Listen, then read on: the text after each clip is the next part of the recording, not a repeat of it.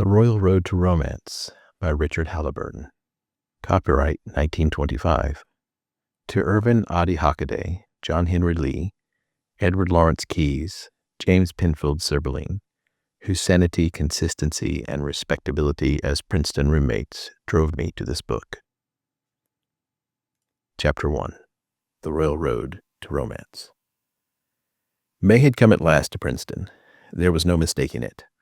The breeze rustling through our wide-flung dormitory windows brought in the fresh odors of blossoming apple orchards and the intangible sweetness of bursting tree and flower. I had not noticed this fragrance during the day, but now that night had come, it filled the air and permeated our study. As I slouched on the window seating, looking out upon the moon-blanched campus, 11 muffled blooms came from the hour bell at Nassau Hall. 11 o'clock. And I had not even begun to read my economics assignment for tomorrow. I glanced at the heavy textbook in my hand and swore at the man who wrote it. Economics! How could one be expected to moil over such a dullness when the perfume and the moon and all the demoralizing lure of May evening were seething in one's brain? I looked behind me at my 4 roommates, bent over their desks, dutifully grubbing their lives away. John frowned in his public accounting book. He was soon to enter his father's department store. Penfield yawned over an essay on corporate finance. He planned to sell bonds. Larry was absorbed in protoplasms. His was to be a medical career. Irving, he dreamed sometimes, was struggling unsuccessfully to keep his mind on constitutional government. What futility it all was, stuffing themselves with profitless facts and figures, while the vital and the beautiful things of life, the moonlight, the apple orchards, the out-of-door sirens, were calling and pleading for recognition. A rebellion against the prosaic mold into which all 5 of us were being poured rose up inside me. I flung my book away and rushed out of the apartment into the throbbing, shadowy campus. The lake in the valley, I knew, would be glittering, and I turned toward it, surging within at the sense of temporary escape from confinement. Cool and clean, the wind frolicking down the aisle of trees, tousled my hair and set my blood to dancing. Never had I known a night so overflowing with beauty and with poetry. The thought of my roommates back at that penitentiary room made me shout with impatience. Except Irvine. They were so restrained, so infallible, so super sane, so utterly indifferent to the divine madness of the spring moonlight. All the afternoon of that day I had spent in the woods beside Stony Brook, lost in a volume of Dorian Gray. And now as I tramped downhill to the lake, I began to recite aloud to the trees and the stars lines from it that had burned themselves into my memory. Realize your youth while you have it. The sound of my own voice startled me, but the woods echoed back the phrase approvingly, so I took courage. Don't squander the gold of your days, listening to the tedious or giving your life away to the ignorant and the common. These are the sickly aims, the false ideals of our age. Sickly aims, the crickets chirped after me. Live the wonderful life that is in you. Be afraid of nothing. There is such little time that your youth will last, such a little time. The pulse of joy that beats in us at 20, I was already a year past 20, becomes sluggish. We degenerate into hideous puppets, haunted by the memory of the passions of which we were too much afraid and the exquisite temptations that we had not the courage to yield to. Youth! There's absolutely nothing in the world but youth. A wave of exultation swept over me. Youth. Nothing else in the world worth having. And I had youth, the transitory, the fugitive, now, completely and abundantly. Yet, what was I going to do with it? Certainly not squander its gold on the commonplace quest for riches and respectability, and then secretly lament the price that had to be paid for these futile ideas. Let those who wish have their respectability. I want freedom. Freedom to indulge in whatever caprice struck my fancy. Freedom to search in the furthermost corners of the earth for the beautiful, the joyous, and the romantic. The romantic. That was what I wanted. I hungered for the romance of the sea and foreign ports and foreign smiles. I wanted to follow the prow of a ship, any ship, and sail away, perhaps to China, perhaps to Spain, perhaps to the South Sea Isles.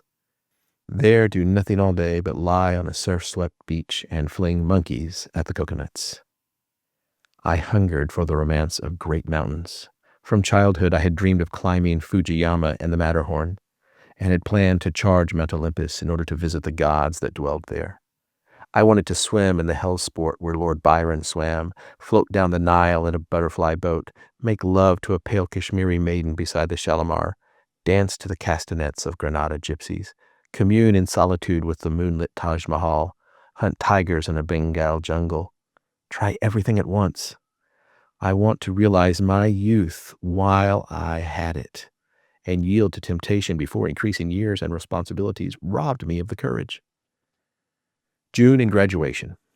I was at liberty now to unleash the wild impulses within me and follow wherever the devil led.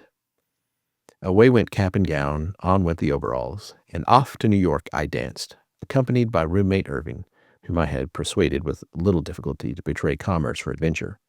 Determined to put out to sea as common ordinary seamen before the mast, to have a conscientious, deliberate fling at all the romance I had dreamed about as I tramped along beside Lake Carnegie in the May moonlight.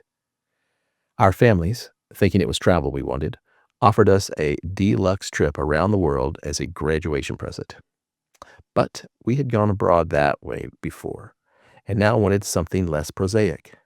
So we scorned the Olympic, and with only the proceeds from the sale of our dormitory room furnishings in our pockets, struck out to look for work on a freighter.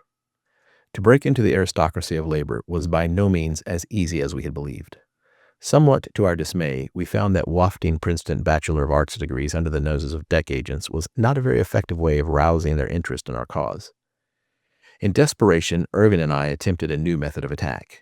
We gave each other a soup bowl haircut, arrayed ourselves in green flannel shirts, and talking as salty as possible, descended upon the captain of the Ipswich, a small cargo boat, with the story that this was our first time in 21 years we'd ever been on land. The skipper was a bit suspicious, but our haircut saved the day. He signed us on, and may as well have, since we had a peremptory letter in our pocket from the president of the shipping company instructing him to do so. And so at last, on a July morning, as our little Ipswich sailed out of New York Harbor for Hamburg, I waved gratefully at Lady Liberty, but she did not notice me. She does not flirt with ordinary seamen. The Royal Road to Romance, Chapter 2. Humiliating the Matterhorn. Hamburg was by no means a prearranged destination. Our adventures would have begun at Lisbon or Manila had the Ipswich happened to dock at those places. The point of embarkation upon our road to romance was entirely unimportant. We had hoisted our sails to catch whatever winds might blow, and the winds from the west had blown us into Germany. After squandering $7 of the $15 earned at sea, part of the expenditure being for Otto and Ophelia, twin bicycles on which we planned to explore Europe, we decided we had spent enough money in Hamburg and that it would not be fair to the rest of the continent unless we scattered it impartially. Irving wanted to ride straight to Paris. My mind was set on Rome. In order to avoid conflict, we agreed to gamble on our next destination. Irving closed his eyes and, revolving 3 times before a map of Europe, struck it blindly with his index finger. On opening his eyes, he found he had half covered Rotterdam. And Rotterdam it was. Burdened with only our 2-pound knapsacks, we rode first to Berlin, and then turning west, rolled along so leisurely from village to village that it took us 15 days to reach the gate with Deutschland painted on one side and Niederland on the other. Satisfied we were not escaped convicts, the officials allowed us to pass and to pedal through Amsterdam, The Hague, and so on into Rotterdam. And now whither? Once more we disinterred our map and cast about for a new destination.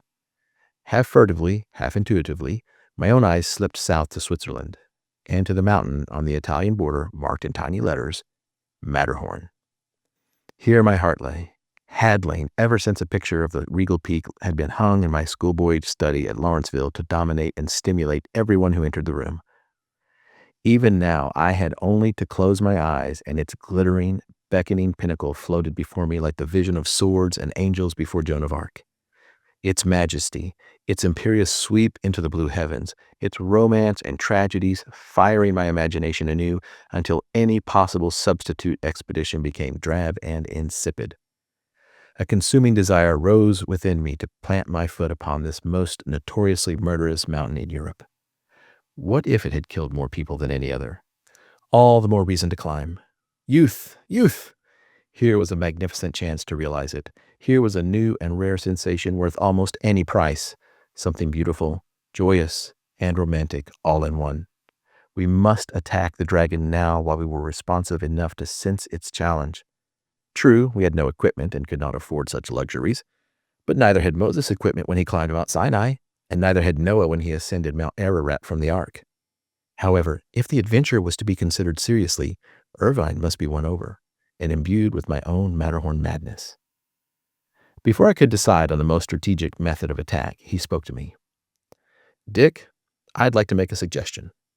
I suppose it's out of the question, though. Too expensive, too dangerous and all that. But it's something I've wanted to do ever since you hung that picture in your room.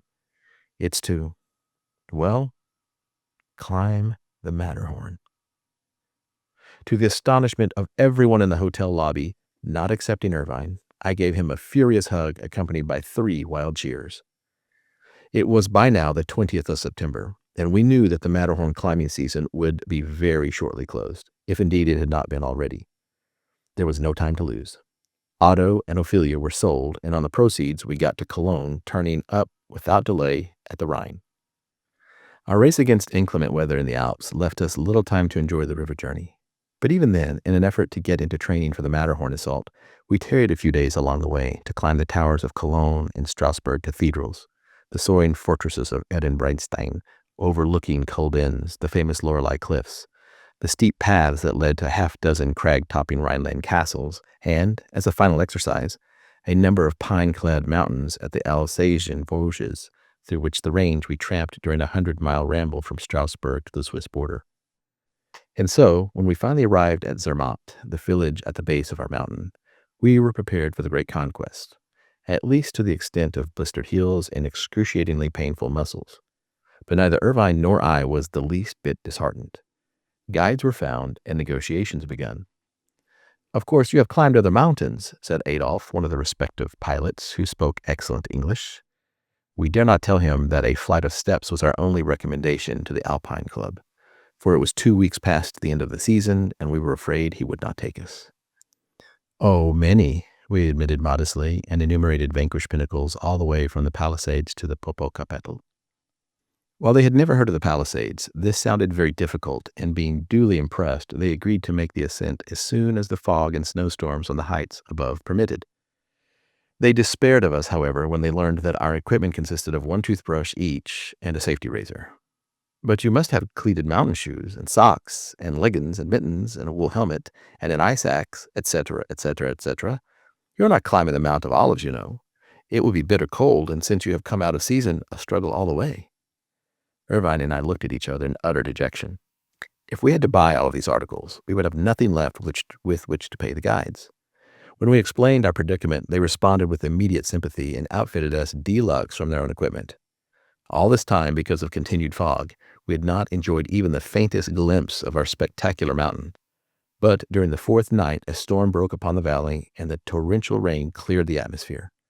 On waking next morning, we rushed to our window, and there, aflame in the early morning sunshine, scorning the earth and holding itself haughtily aloof from other Alps, soared a dazzling whiteness, the Matterhorn. At noon, with air like wine and the sky cloudless, Adolf and Andre took courage and, laden with ropes, food, and equipment, led Irvine and me up the valley from Zermatt into the paws of the crouching tiger, which the Matterhorn greatly resembles when seen from a certain position. Right away, our guides began to tell us of the mountain's evil reputation and to relate harrowing stories of its numerous victims. With more conscientiousness than tact, they took us to the roadside cemetery and pointed out a number of graves of interest to prospective climbers. Standing before them, we read in thoughtful silence. C.H. and R.H. perished on the Matterhorn, 1865. W.K.W. fell to his death from the Matterhorn, 1870. B.R.B., with 2 guides on June 10, 1891, slipped from the shoulder of the Matterhorn and fell 8,000 feet.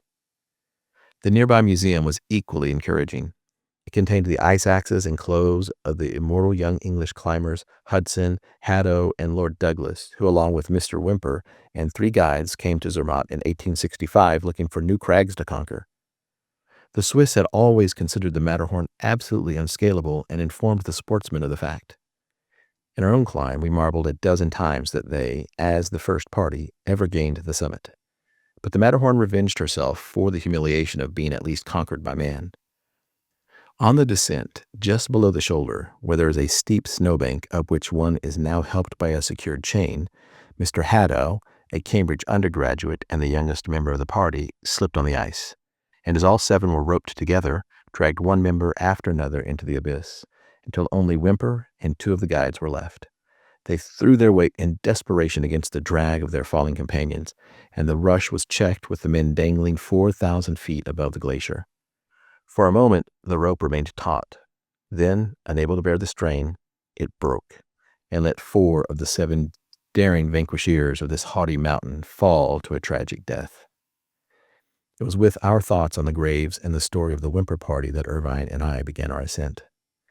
After following the zigzag path for several hours, we halted at the top of a promontory, and it looked back down the canyon that leads to the Rhone and civilization. We could not stop for long, for we had 2,500 feet more of steep and, on that day, ice-covered trail to ascend before we reached the hut, our first destination for the afternoon. Another 2 hours of steady climbing brought us breathless to the shelter, which overlooked the sea of glaciers stretching like fingers in 5 directions from the summit of Mont Rosa, glistening in the sunset, to the winding narrow wrist 2,000 feet below, from which an icy torrent roared on down the valley. The gigantic semicircle of snow-sparkling crags loomed above us, and the mile-high precipice of the overhanging Matterhorn glowered and towering above, tossing its head defiantly into the face of the waning sun, where it became a brand of fire reflecting glowing rays of light that formed a fitting diadem for the autocrat of the Alps. The storm of the night before had covered the entire amphitheater with a glittering canopy, which, intensified by a cloudless sky, made one's eyes ache from its unbroken whiteness. A stove and bunks awaited us inside the shelter. About 3 hours after midnight, we were up again in order to complete as much of the climb as possible before the sun rose to melt the ice and make it treacherous. Roped, each man to a guide, we braved the freezing air and bumped our heads against the planets. The Milky Way sweeping overhead challenged in brilliance the last effort of the early October moon, which shone into the clear blue night, contorting the surrounding crags and illuminating the sphinx-like Matterhorn as it soared in majesty among the stars. Feeling very much like a pet poodle being led by a chain, I barked in response to Adolph's call and Irvine in response to Andre's. The first hour, our ropes dangled uselessly between us, as we were both fresh and, by using our arms to lift ourselves from rock to rock, managed with average agility to follow at the heels of our guides. The narrow ridge pointing this way in the photograph was the general course of the climb all the way up.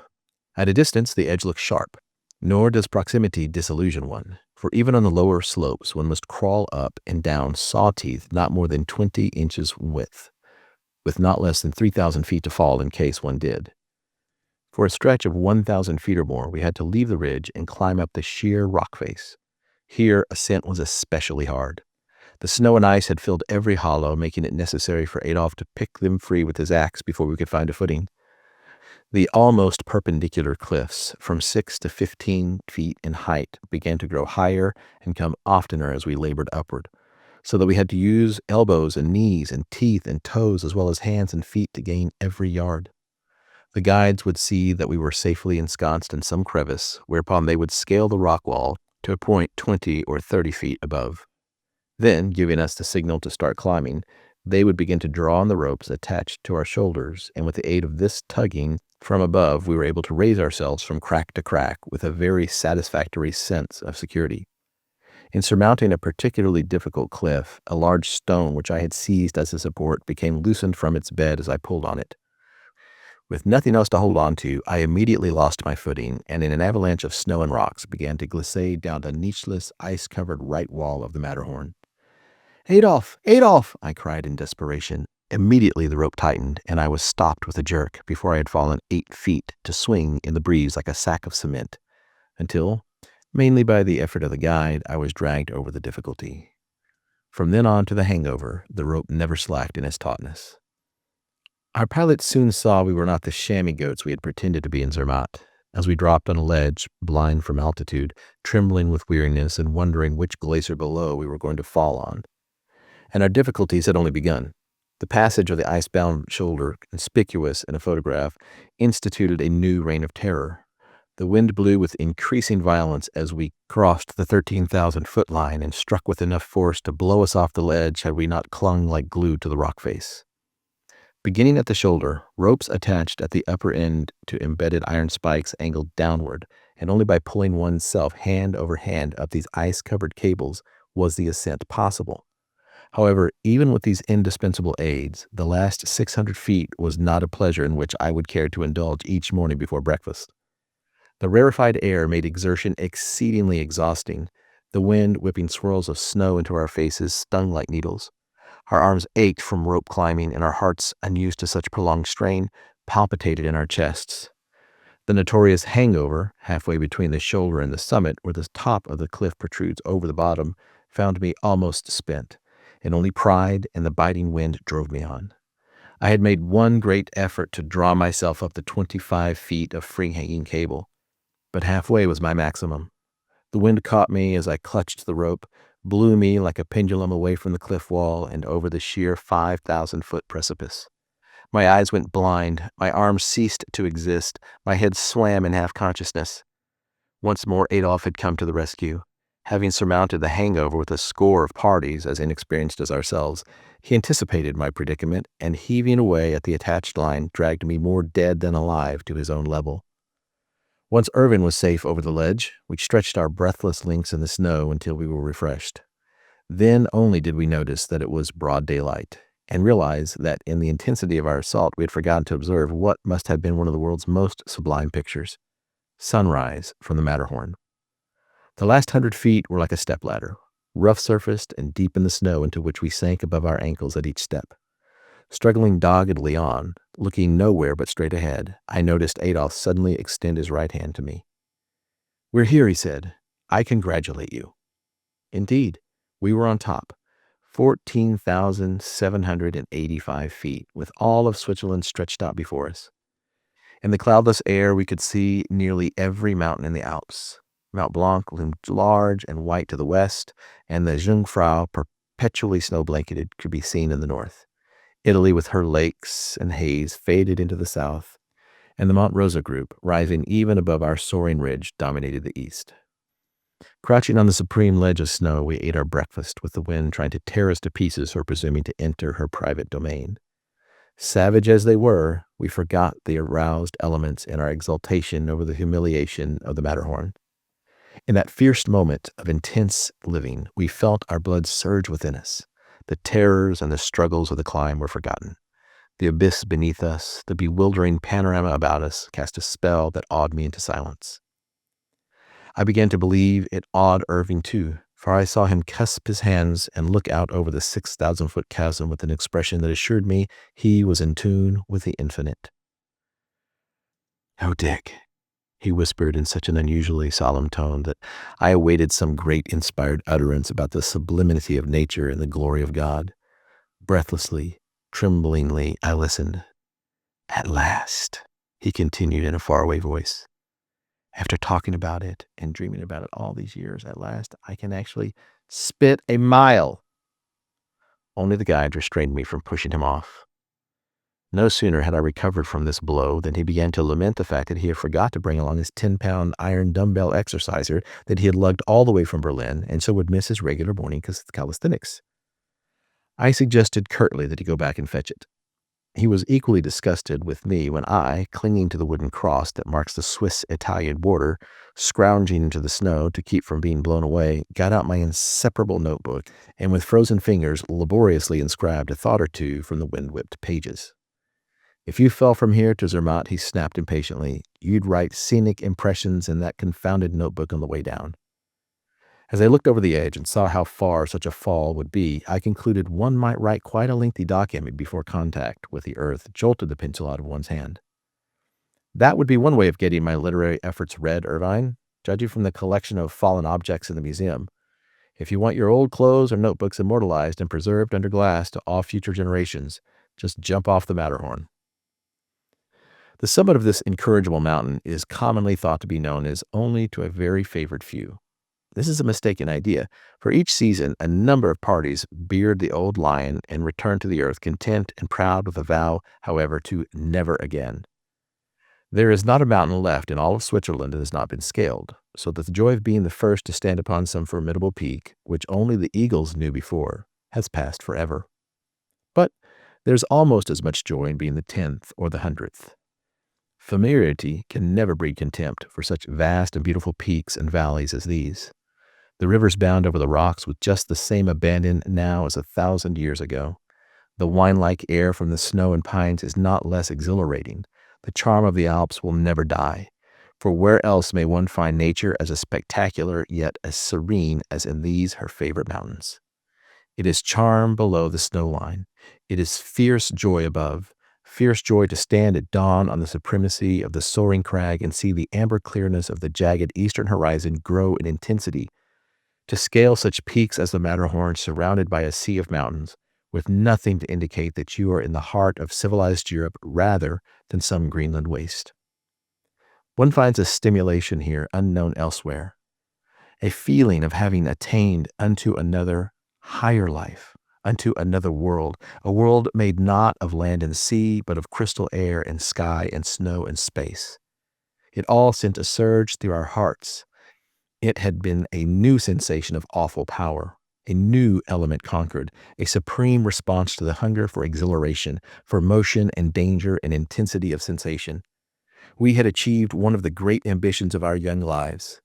We would never be haunted now by the memory of this exquisite temptation to which we had not the courage to yield. In future years, our limbs would fail, our hearts and lungs decay. But it would not matter. There would be no vain regrets. We had realized our youth while we had it. We had climbed the Matterhorn. 10 o'clock was fast approaching before we could drag ourselves away from this alpine throne and begin the precipitous homeward journey. We wondered on coming to several of the steepest of the most nicheless cliffs how we would ever get down them, and once down, it was beyond our comprehension how we ever got up. The guides followed now, lowering us from rock to rock by a slow, steady extension of rope. I shall refrain from giving the details of our descent. The complete disappearance of the seats of our corduroy pants tells eloquently enough how we really came home to Zermatt. The Royal Road to Romance, Chapter 3, Largo. While the Rhone Valley is not the most beautiful in Switzerland, it is too beautiful to dash through on a train. Irvine and I had not seen so much of the country that we could afford to sacrifice even this valley to rapid transportation. I began to ask myself as we bumped along the third-class coach from Zermatt toward Lucerne why we were in such a hurry anyway. We didn't know or care where we were going.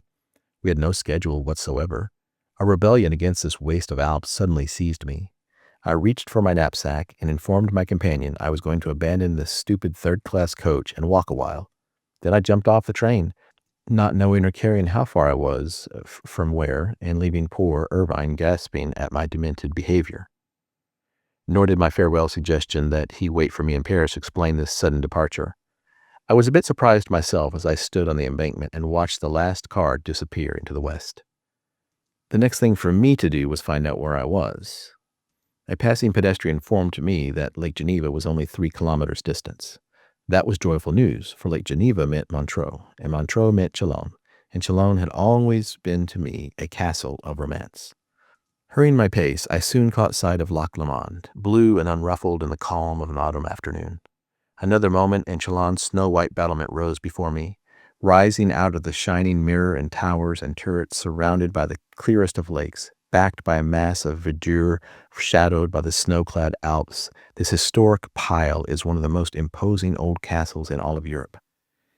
Eagerly, I stopped to pay homage to the immortalized landmark, rambled alone through its halls and dungeons, found Lord Byron's name carved on one of the 7 famous columns in the prison of Bonnivard that lies beneath the water surface. Lines from The Prisoner of Chalon that I had learned as a boy came to me. Below the surface of the lake, the dark vault lies wherein we lay. We heard it ripple at night and day. Surrounded o'er our heads it knocked, and I have felt the winter spray. Washed through the bars when the winds were high, and the wanton in the happy sky. It was nearly sunset, and the beams became slanted through the narrow windows high above the dungeon floor to concentrate light on a few spots and leave the rest in darkness. I would have remained longer, but the guards ordered me out as the building was being closed for the night. Reluctantly, I departed and scrambled along the shore among the rocks and trees that border the lake from Chalon toward Montreux. Though it was after 6 o'clock, the afternoon was so warm, Lake Leman so peaceful, I could not resist the appeal of the water. I found a half-hidden cove, removed my dusty clothes, and plunged into the glittering path of the red sunset. Striking out into the lake, I again sought the castle and swam beneath the walls of Chalon, past the bars through which the winter spray found its way to Bonnivard. The sun, huge and crimson, flashed straight against the mellowed battlements, and I turned back, breathless but rejuvenated, to the cove. Upon the beach, hidden by overhanging trees, I lay until I was dry. Looking toward the sun-silhouetted Alps, across the lake in Savoy, and extracting a small copy of The Prisoner brought in the castle, I began to read. Eternal Spirit of the chainless mind, brightest in the dungeons of liberty, thou art, for there thy habitation is in the heart which love of thee cannot alone bind. The fiery ball hung suspended in the horizon clouds. Another page was turned, another canto read.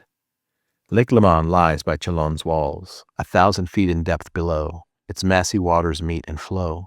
Thus much the fathom line was sent from Chalon's snow-white battlement. Once I looked to the west, half hid behind the mountain wall, the red dusk trembled. Canto 6, Canto 7, only the topmost rim remained. Canto 8, one last streak of light. Canto 9. The Royal Road to Romance, Chapter 4. Mademoiselle Piety. Irvine and I had seen Mademoiselle Piety the first day after our reunion in Paris, in the dining room of our little family hotel, where, pretty and appealing, she had sat opposite us at the long center table. We hadn't dared speak to her because, in the first place, she seemed painfully shy, and in the second place, we were surrounded by a number of scandalmongers who would have started meowing in chorus at such impropriety. Not knowing the girl's name, Irvine always spoke of her as Miss Piety, concluding from her rigidly circumspect deportment that she must be taking Bible courses in some convent. Perhaps it was her very aloofness that charmed us. Perhaps it was because she was the only girl in the pension. But something about Miss Piety was so intriguing that we began to concoct evil plots against her, continued and unreasonable asceticism.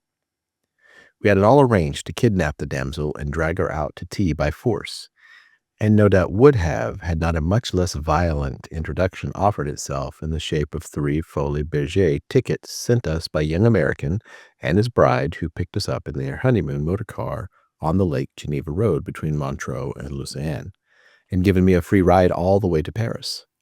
I was asked to bring Irvine, of course, to the theater party, and one girl, any girl we liked. Naturally, we hastened to accept and immediately determined to use the 3rd ticket as a means of bringing about a rapprochement with the demure little Madonna at our table. We had a good reason now to speak with her. And yet, when the critical moment arrived that night at dinner, Irvine and I began to lose the nerve we had been developing all afternoon.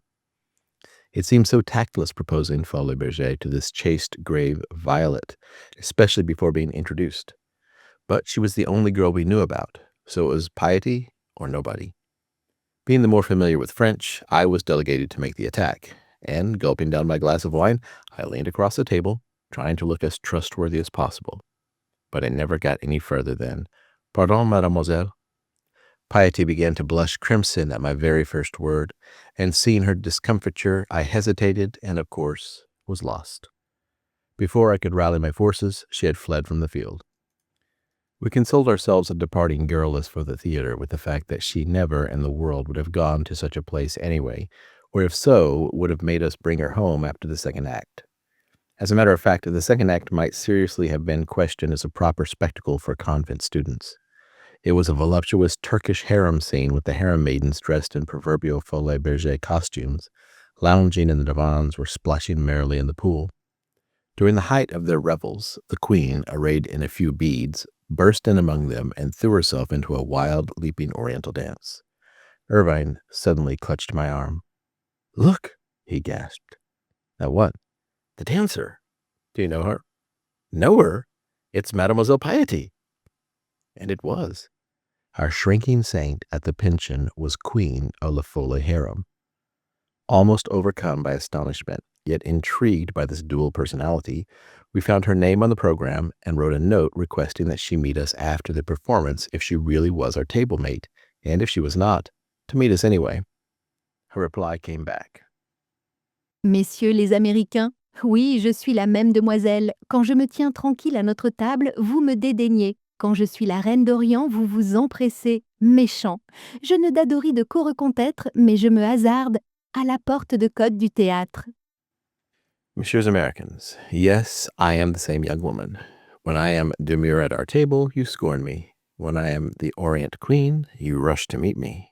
Wretches, I ought not to recognize you, but I'll risk it. At the stage door.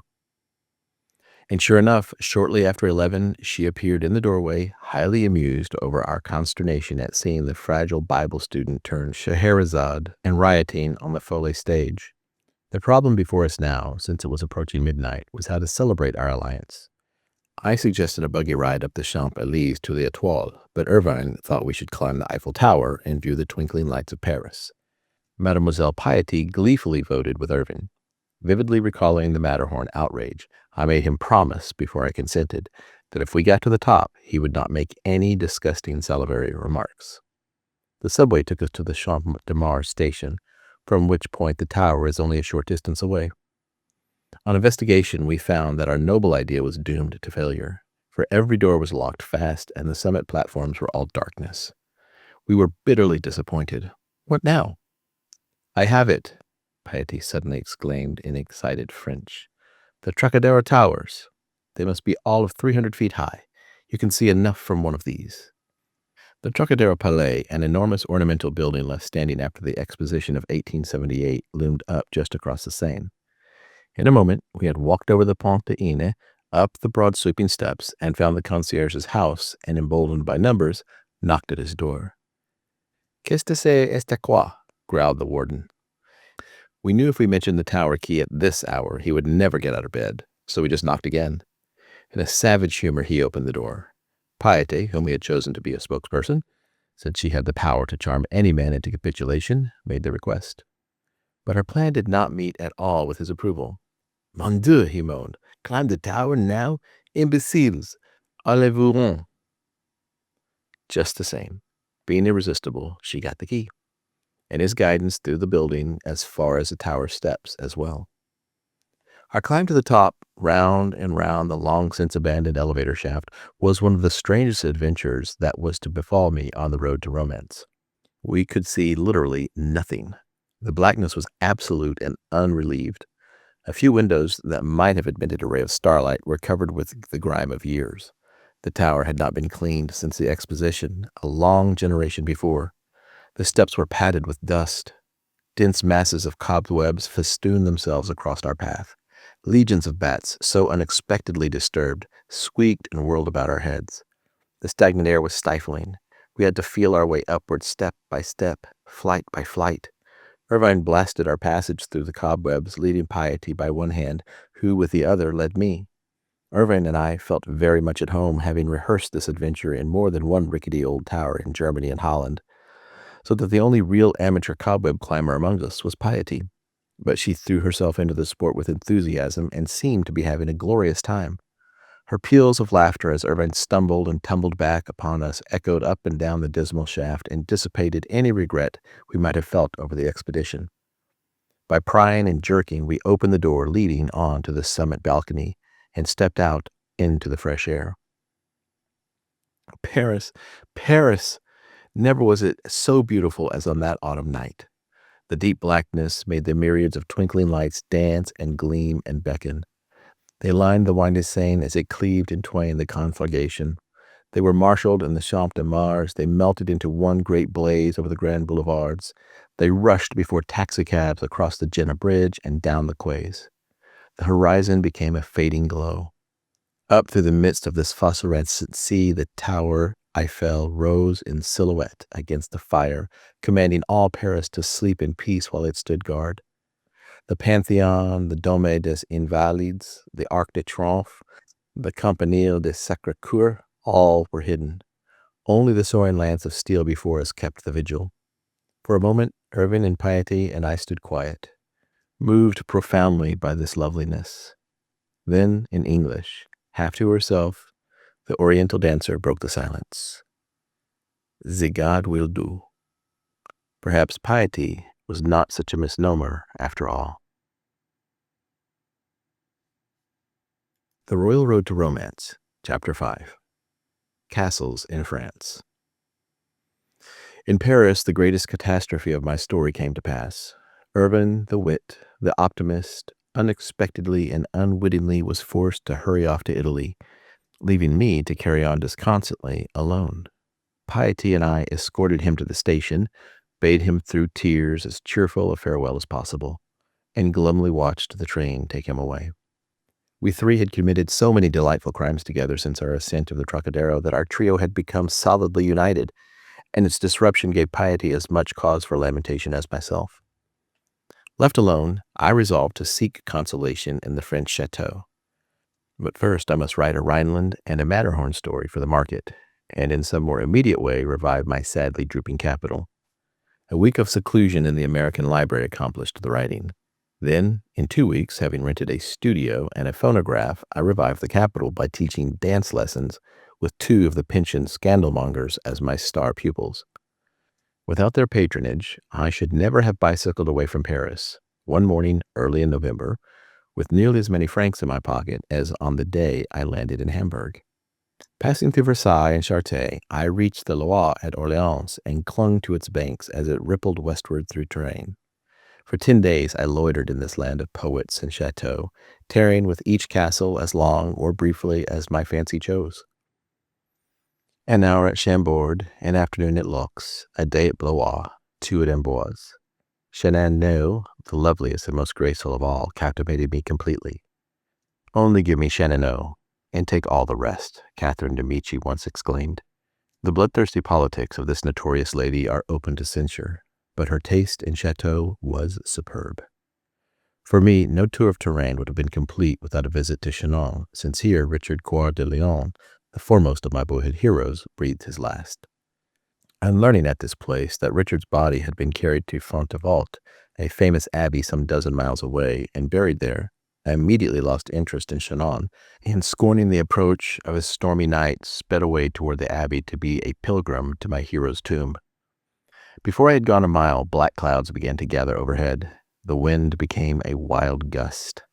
A shepherd drove his sheep furiously to cover. An old hag in an apple cart shrieked speed at her toy donkey and beat him into a frantic haste. Man and beast scurried hither and thither to escape the impending torrents. With a crash of lightning, the rain dashed to earth amid obliterating darkness.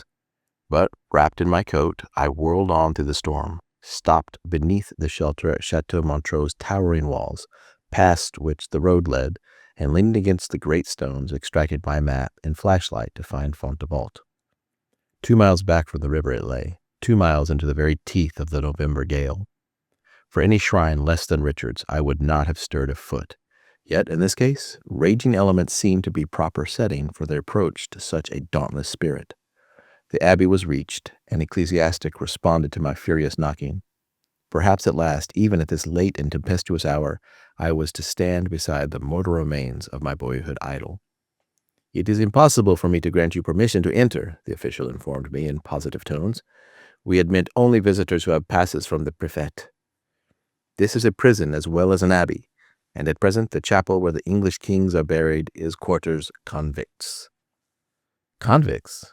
Oh, Richard, what desecration! Distressed more by this sacrilege than by the rebuff, I rode dejectedly back to the river, beside it into Saumur. The storm had suddenly ceased. The clouds had drifted away. A new moon and old stars came out to reflect their image in the swollen Loire. In Paris, my bicycle expedition plans had been very vague. Once the chateaux were behind, I had no idea what the next step would be. Having by now run into the ocean at Saint-Nazaire, it was necessary to make up my mind on this subject, a very simple thing for me to do with Spain so alluring and so near. True, I had little more than $50 left, but what of that? Where was poverty a more popular institution than in Spain? Out came my disintegrating map of Europe. Upon the Iberian Peninsula, my eyes came to rest. Barcelona, Alhambra, Toledo, Gibraltar. That's where I'd go. And to make it doubly beautiful and joyous and romantic, I'd climb the Pyrenees on the way. But I must make haste. Already snow was piling deep in the mountain passes. So I put my bicycle aboard a Bordeaux night express baggage coach and, getting through the gate with a partway third-class ticket, rode undisturbed first class to the fourth city of France. Any interest in this beautiful metropolis was cut short by a cold wave, which descended over all the country, rudely jerked my attention back to the Pyrenees. The November crossing of these mountains, as yet unpenetrated by rail, would be a difficult and dangerous undertaking, and I fully understood that the later the expedition was postponed, the less agreeable it would be. I had investigated the various passes into Spain, and I had chosen the route from Aix because this gave me the opportunity to visit Carcassonne and Andorra, one a citadel and one a country, of such extraordinary romantic interest that I considered them royal and indispensable stations along the road through southern France. With Carcassonne, my first goal, I overhauled my bicycle and sped out of the port city with a frosty wind behind me. The first day, driven furiously forward by wind and impatience, I covered 128 miles along the banks of the Garonne to Montauban, which is more miles than I ever care to bicycle again in one day. The next afternoon, Toulouse was reached, and that night, in a flood of moonlight, Carcassonne. Il ne faut pas mourir sans avoir Carcassonne has been written of this astonishing city, no less than of Naples, and with almost as much justification. Late on that glittering November evening, armed with a flashlight, I left the modern Ville Basse on foot, crossed the 700-year-old bridge over the river that separates the fortress from the modern town, looked up at the sharp escarpment, and behold, before my eyes, 9 centuries disappeared. I became an anachronism, a 20th century American living in 6th century France. In one sweep, the Middle Ages were revealed, a magical moonlit city of walls and towers and battlements, defiant and impregnable, rose before me. Perhaps it was hallucination. Perhaps I had been picturing crusades and 12th century battles till I was seeing things. Perhaps if I watched, the besiegers would storm up the hill with flashing armor and be met by a rain of arrows from the walls. No, it was not this. It was reality. It was Carcassonne, a fortress begun by the Visigoths and completed by St. Louis. So skillfully and formidably built, it had defied the sieges of man and nature, emerging unscathed. As I was astonished by the battlements I saw before me, so by the very same battlements was Clovis in 508. Were the Moors in 715, was the famous Crusader commander Simon de Montfort in 1209, so by the same battlements were most of the great figures of the Middle Ages. Not a person was to be seen, not a light showed, nor a dog barked as I climbed the path and walked beneath the massively fortified gate, through the double line of enormous walls into a strange world. Incredibly ancient houses, dark and ghostly, reeled grotesquely along the crazy streets. My footsteps echoed. There was no other sound. Where were the swordsmen, the crossbowmen that should have been guarding the gate? Where were the knights in armor that should be posted about the chateau walls, and the ladies in banners and retinues that should be animating this corpse of a fortress? Inclines led me to the rim of the crenulated walls and up into the tower, where my flashlight revealed the loopholes and matriculations through which the arrows and stones were showered upon the attackers. Round the walls I went, marveling at the ingenuity and shrewdness of the engineers who erected them. So impregnable was the cité after the final touches given it by St. Louis that it never was taken by storm. Persistently, I tried to find my way into the massive chateau with 10 circular defense towers, but approach was blocked. The striking Gothic chapel, so graceful and delicate amid all these grim fortifications, was likewise barred. With 52 towers, a mile and a half of walls, and with dungeons, tunnels, ramparts, barbicans to examine, I did not miss the chateau. In this treasury of romance, the night quickly passed. While I stood in a tower and looked from the battlements over the rooftops, dawn broke. The dead city slowly was roused. A man appeared in the streets, and then another and another. I knew the hours of enchantment were gone. The ghosts of crusaders and Saracens and Visigoths, which must have been abroad that night, had marched down the shafts of the ancient wells into the subterranean caverns to watch over the fabulous treasures which any true native of the citadel will tell you lie buried there. With the night departed yesterday, the real, the unromantic present lived again. I switched off my flashlight. Its gleam had faded. The Royal Road to Romance, Chapter 6. Hannibal invades Andorra. "May I see the president?" I asked the kindly-faced old man in pantaloons and shawl, who had come to the door of the executive mansion in response to my knocking. "I am the president, monsieur," he replied. "Won't you come in?" It took me several moments to regain my composure. Presidents of republics, not arrayed in high hats and frock coats, were beyond my comprehension, and here the president of Andorra stood before me in pantaloons. Before I could think of the French phrase to say, "Yes, thanks, I would come in," followed by appropriate apologies for this unconventional call, he added new fuel to my confusion by seizing my arm, leading me up a flight of steps into the White House kitchen, likewise the reception room, since it contained the only fireplace in the building. Seating me in a big chair, which he himself drew up before the crackling logs, requested me to remove my wet boots in favor of a pair of his own slippers, and suggesting that I prop my feet up on the stone mantelpiece, as he was doing, and try one of his clay pipes. "And now, monsieur," he said, when I had meekly accepted all this amazing hospitality, "of what service can I be to you?" For the first time in 10 minutes, I found my tongue. No special service, monsieur. I simply want to have the privilege of meeting you, and here I am." "How far have you come for this privilege?" "From New York," I replied blandly. "New York? Just to see me?" "Well, not altogether. I've been in Carcassonne, and I'm on my way to Spain, and couldn't resist paying Andorra a visit en route. It's such a funny, romantic little country. Of course, the trip over the Pyrenees and all this snow and everything was a fright, but I didn't mind. I like it." And I had liked it. The entire journey from Carcassonne had been as full of adventure as a chapter from Dumas. And then, too, the very idea of visiting Andorra, the oldest, the smallest, the highest, the quaintest, the most isolated republic on earth, had delighted me so that even the series of obstacles in my path were met and overcome with a sort of reckless enthusiasm. For years I had not been sure whether the vague, familiar word Andorra meant a fish or a fruit, until one day I ran across it by accident on the map, and found it was nothing edible but an independent republic of 6,000 people and 175 square miles, with a chief executive, a capitol building, a White House, and a Congress, all lost for 1,000 years in the tops of the Pyrenees.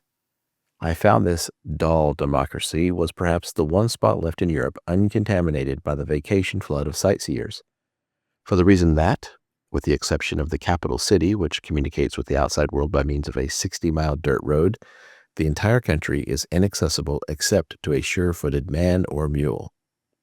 Long before sailing from New York, I had resolved that someday, somehow, I was going to visit this little hermit republic. And at last, on reaching Carcassonne, the opportunity was at hand. Leaving the medieval citadel behind, I headed straight into the Pyrenees.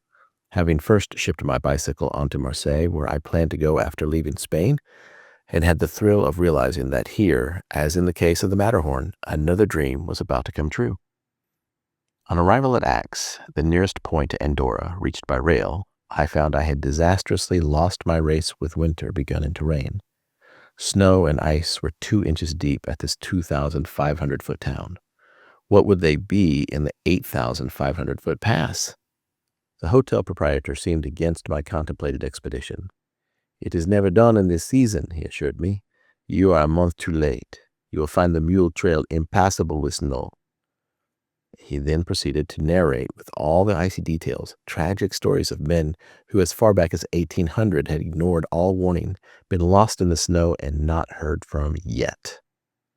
His pessimistic prophecies began to discourage me. Discretion rebelled against the folly of my plans, but as usual met a crushing defeat at the hands of curiosity. Anyway, what was a little snow? Hadn't I climbed the Matterhorn? "Go ahead, risk it," said the small voice. "If Hannibal crossed the Pyrenees with an army, you should be able to do it without." I decided to make the venture. It was too delightfully insane to miss. Well, if I must go, the automobile that carried the mail 16 miles to L'Hospitalet near the border and the point from which the Andorra foot trail departs could take me to that point, thus saving 30 kilometers of heavy tramping. Naturally, I took advantage of the postal carrier and climbed into the motor to be whisked up another 2,000 feet.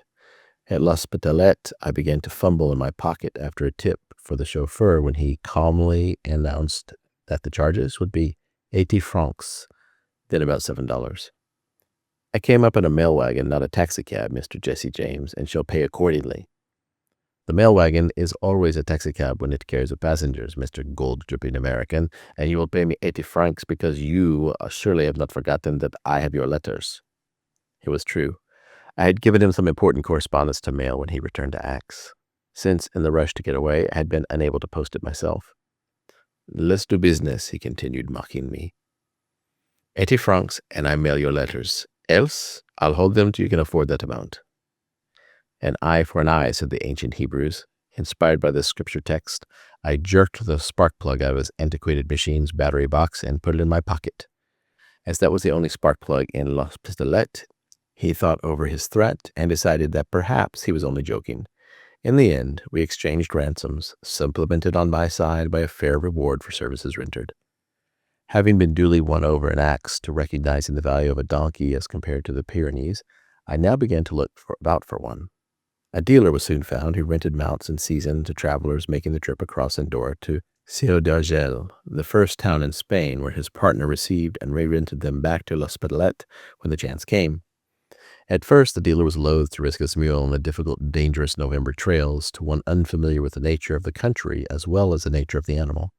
However, my statement that I had been both a horse doctor and an alpine guide in my youth put him at ease, and greatly accelerated my acquisition of the beast, which, bedizened with a bridle artistically studded with brass tacks and a canvas saddle, was rented to me for a week in exchange for 65 francs and a sacred promise to keep it well supplied with oil, gas, and water.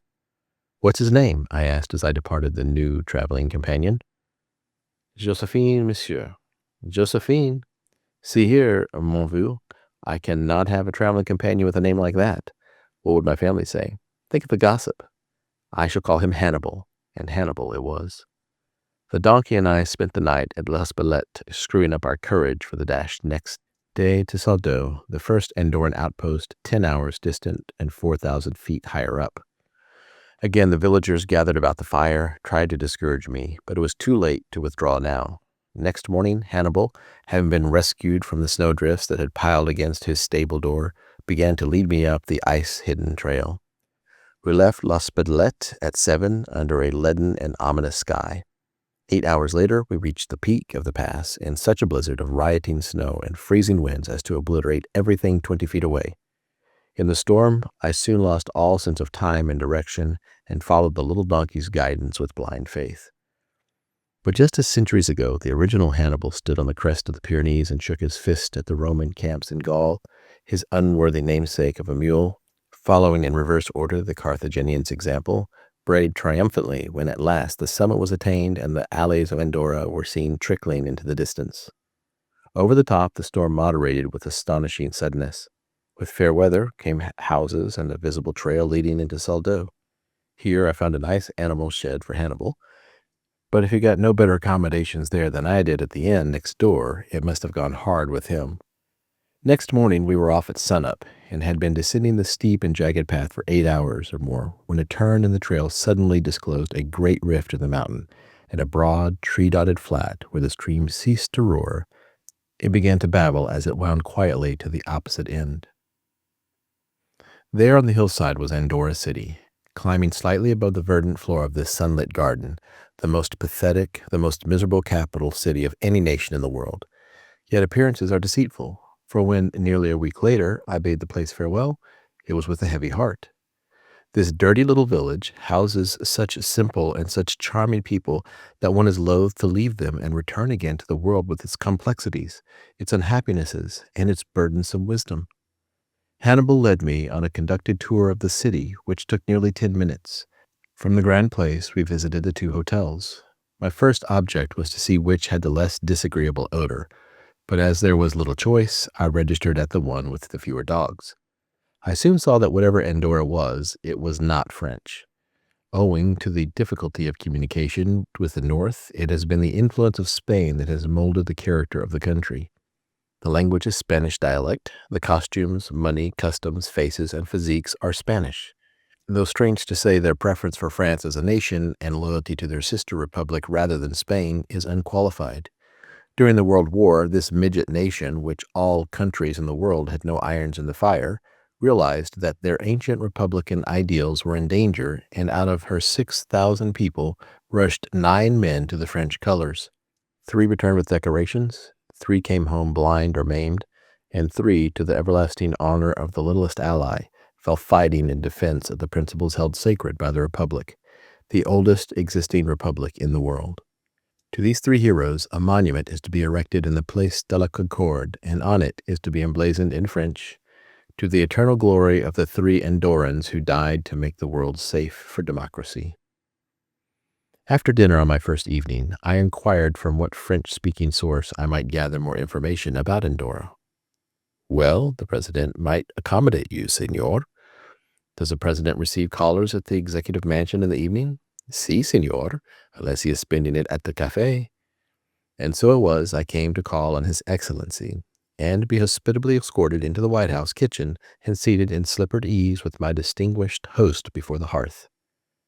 From the simple appearance of his house, it was obvious that the chief dignitary was truly one of the people. The big fire on the floor was not a whit different from the fires of all other houses, nor were the cooking implements less crude than those in Saldo.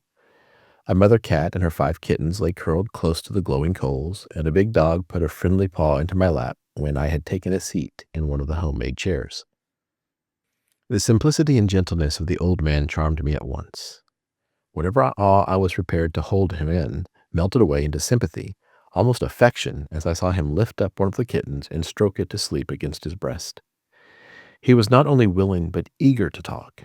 In response to my questions concerning the origin of Andorra, he chatted away for half an hour, telling me how the son of Charlemagne may have expelled the Moors from the Pyrenees in the 11th century, proclaimed the independence of the people of these valleys in return for their valiant assistance. In 1278, the tiny country, for protection, came under the joint guardianship of both France and Spain, and this dual responsibility has continued to exist up to the present time. Thus protected by her 2 great neighbors, Andorra has drifted along through the centuries, historyless. She has no wars, no enemies, no social upheavals, no heroes, no dominating figures, no change. She has been protected by her weakness, her isolation, and her poverty. No one would gain anything by gaining Andorra. What share do these 2 guardians take in the government? Really very little, though disapproval of a measure from either is sufficient to block action. But that never happens, he added with a shrug. Our government is so simple and so old, an injudicious act is most unlikely. We have nothing to legislate, you see. While our 24 congressmen are convoked 4 times a year, they sit only for 2 days, and often there is not enough to do to occupy them that long. Your people seem supremely content. Yes, it is true. It is true because we have nothing with which to contrast what we think is happiness. There was never a greater adherent to tradition than the Andorran. A civil war was almost precipitated by the Progressive Party wishing to introduce the violin and cornet for our fête dance in the place of age-old musette and tambourine. We have no art, no industry, no literature. Few of us have ever seen a railroad or a moving picture. But after all, what have we to do with progress? Look at the barren rocks and arid mountains. There is only one life for us, pastoral. And from that we must get what joy we can in loving the melancholy charm of our country and in worshiping the God that speaks so clearly on such a day as this has been. What of your population? Has it increased through the centuries? No, monsieur. It has fluctuated not 200 people in 600 years. We have between 5,800 and 6,000 now, always have and always will have. There is no hope of industry to attract outsiders. We are destined never to expand. It is a struggle to live even now, compressed as we are between 2 mountain walls. Have you traveled to Europe much? Yes, a good deal, he replied, and I had to struggle to suppress a smile when he added naively, I've been to Barcelona once, and then to France as far as Toulouse. Of course, I do not count Aix and Wehrl. Some day, when my term is over, I hope to visit Paris and Madrid. Our conversation then turned to America, concerning which he had few ideas, all grossly mistaken, so that it was midnight when I felt they had all been corrected and made ready to depart. "If you will come back tomorrow, I will show you the capital," he said, holding a candle to guide me out of the door. I walked home across the deserted Place de la Concorde, lit by a fading moon, half eclipsed by a snowy mountain top, and thought what a modest and delightful gentleman was the President of the Republic of Andorra. When after several days I began to make my plans for departure, I felt there was only one thing lacking to complete success of my visit, and that was a picture of the President, on whom I had called several times after our first meeting. So, taking my camera, one sunny morning, I set out to hunt him down and photograph him if possible. In fact, I was so absorbed in resolving not to be denied this last favor, I should have passed him in the street had he not spoken to me. He was dressed in his working clothes and slippers, so that but for his celluloid collar and untied string cravat which distinguished him from his fellow countrymen, he might have been mistaken for a muleteer, which is exactly what he was before interest of state called him to the capital. "Good morning, Mr. President. This is a fortunate meeting. I am leaving today and was looking for you that I might take your picture as a reminder of my pleasant visit in your city." Though greatly embarrassed at having so much attention centered on him, he finally agreed, since it was not in his kindly nature to be unaccommodating. "But not now," he pleaded.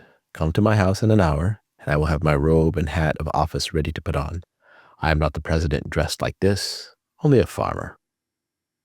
I readily agreed to wait, and on going to his house at the appointed time, found a change in his appearance nothing short of miraculous. He was arrayed in his Sunday suit. His leather shoes shone from fresh polish. He had a haircut. He made me wait 10 minutes longer while his daughter straightened his new tie and brushed his coat. At last, he stood in his sunlit veranda, the gown of office hanging from his shoulders, while his daughter, with her smiling infant tucked under one arm, held the clothesline out of the way of his face. I took the picture, which, thanks to my violent prayers, did not disappoint me. He was the last person to whom I bade goodbye. "Adieu, monsieur," I said as we shook hands. "Viva Andorra et viva son president." "You are very kind," he replied, "but we are a simple people unaccustomed to any glory. I hope you have received a courteous reception in our country and regret that you must go so soon. But if you must, adieu et bon voyage." A native son of the mountains, he stood in the doorway as I untied Hannibal from the White House hitching post and watched us until we had crossed the square and turned into the southbound trail. My mule and I soon reached the southern gate that leads on to the nearby Spanish town of Sol de Urgel, and as I turned to look back once more at the magnificent panorama, the sun broke from the clouds and the wind blowing from the north brought the graduated rumble of the distant cataracts. A wave of sadness swept over me as I beheld for the last time the green and happy valley of Andorra, and there was a sigh in my voice as I gave the mule a prod and cried, "Spain, Hannibal, Spain!"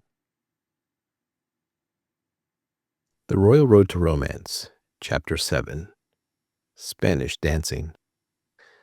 It was an extraordinary introduction. I had gone to bed on Friday night in a Barcelona pension, more dead than alive from the 3 devastating days of travel by foot and train from Andorra, and by Sunday morning was still sleeping off Pyrenean fatigue when the piercing nasal whine and drum beats of an Algerian orchestra, beginning suddenly to rend the heavens in a nearby square, brought me back to consciousness. Before I was fully awake, the lilt and wild rhythm of the oriental bagpipes had set my toes dancing. Such stirring music was irresistible. I waltzed out of bed, hornpiped my bath, boleroed into my clothes, fandangoed to breakfast, cancaned out the front door, and marzookaed down the street in search of those mad pipes. I found them playing furiously on a platform in the Plaza de la Paz, surrounded by circles of Spanish idiots doing the most ridiculous dance I'd ever seen.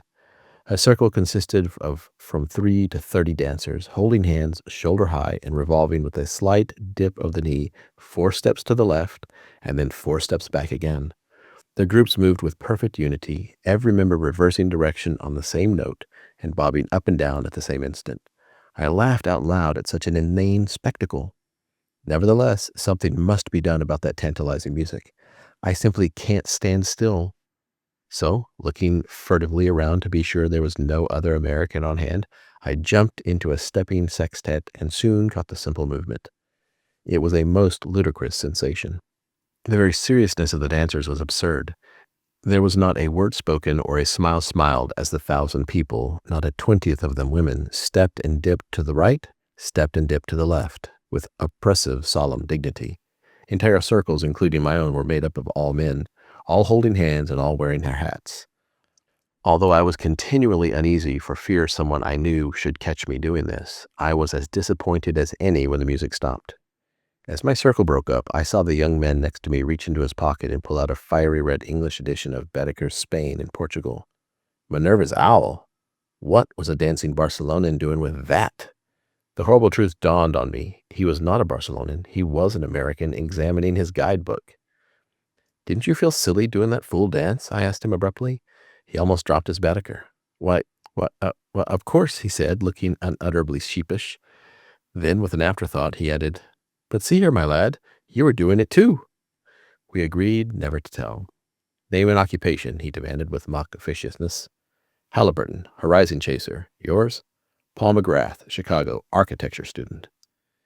Evening found the architecture student and the horizon chaser celebrating their terpsichorean meeting, appropriately in a music hall, and shouting "Bravo" at Gracia, showering her with centime pieces and coffee spoons. Gracia, never was a girl named so appropriately. Grace, never did a girl dance with such joyousness. She was about 17, a true rose from Andalusia, seemingly unspoiled and uncoarsened by her Barcelona music hall environment. When she first walked before the footlights, there was a supreme indifference and aloofness in her manner, as if to say, "I do not know whether I shall condescend to dance or not." A noisy ovation from the pit encouraged her. Yes, perhaps she would. Her castanets were adjusted. She stamped the floor scornfully with her heels. There was a burst of music, and Gracia threw herself into the wildest, most spirited dance abandon ever seen in the Iberian Peninsula, including Portugal. Her flashing black eyes and superbly agile limbs would have melted a slug of pig iron. This young Spanish flower took the music hall by storm. Everyone cheered and applauded and showered her as the Spanish custom with coins, caps, cigarettes, coffee spoons, while one man from a box above, in a delirium of delight, took off his coat and dropped it at her feet as if he had been Sir Walter Raleigh and she Queen Elizabeth. We had never before seen so electrifying a dancer. Perhaps she was Salome coming back to life. At least we could find out by visiting the adjoining ballroom, where, after the entertainment was over, she acted as one of the hostesses. She was there, but oh, how changed. Her glistening black hair had been freshly frizzed. She wore a severe tailored suit becoming a woman of 50. A stiff, ugly hat, pulled low over her forehead, completely hid her expressive eyes. We groaned to see our Rose of Andalusia turned into a would-be chic Parisian. We were to groan many times again during our succeeding 6 weeks in this country, as the Spain of our dreams was brutally supplanted by the Spain of reality. I had thought of Spain as a land filled with art, lilting music, and romantic adventure, the Spain that used to be. Disillusionment began with this first glimpse of Gracia in a Sears Roebuck street dress. But we could not surrender our first impression of her without a struggle. The music hall proprietor introduced us, and by the closing hour we had learned that her sophistication was only costume deep. She was really as naive and ingenuous in manner as we had hoped. She spoke not a word of English, and while Paul chatted away in the most affluent Castellan, I was confined to expressions out of my How to Speak Spanish in 5 Minutes book. The next afternoon it was agreed that if she would leave her Paris hat at home and wear a mantilla, oh yes, and bring her castanets, we would take her for a drive in the park. Afternoons such as that happen only once in a lifetime. We three had a Victoria open to the sky and sunshine. Paul brought his mandolin, which, like Irvine's dumbbell exerciser, he carried everywhere, and I a basket of supper from my pension. We found a shady spot in the municipal park and dismissed the carriage. Gracia was in the gayest of humor. She sang all the songs she knew, while Paul supplied the music, playing everything from Chinese hymns to the 2nd century to Irving Berlin's latest jazz time. She spent an hour teaching me castanet technique, and ended by contributing her own clickers to the cause of my musical education. Once I had mastered them, our artistic unity was complete. Gracia danced, Paul played, I clicked. We grew more and more confident as darkness began to hide us from amazed spectators. Gracia gave an imitation of a colourcher soprano. Paul stood on his head, and I juggled 3 lemons.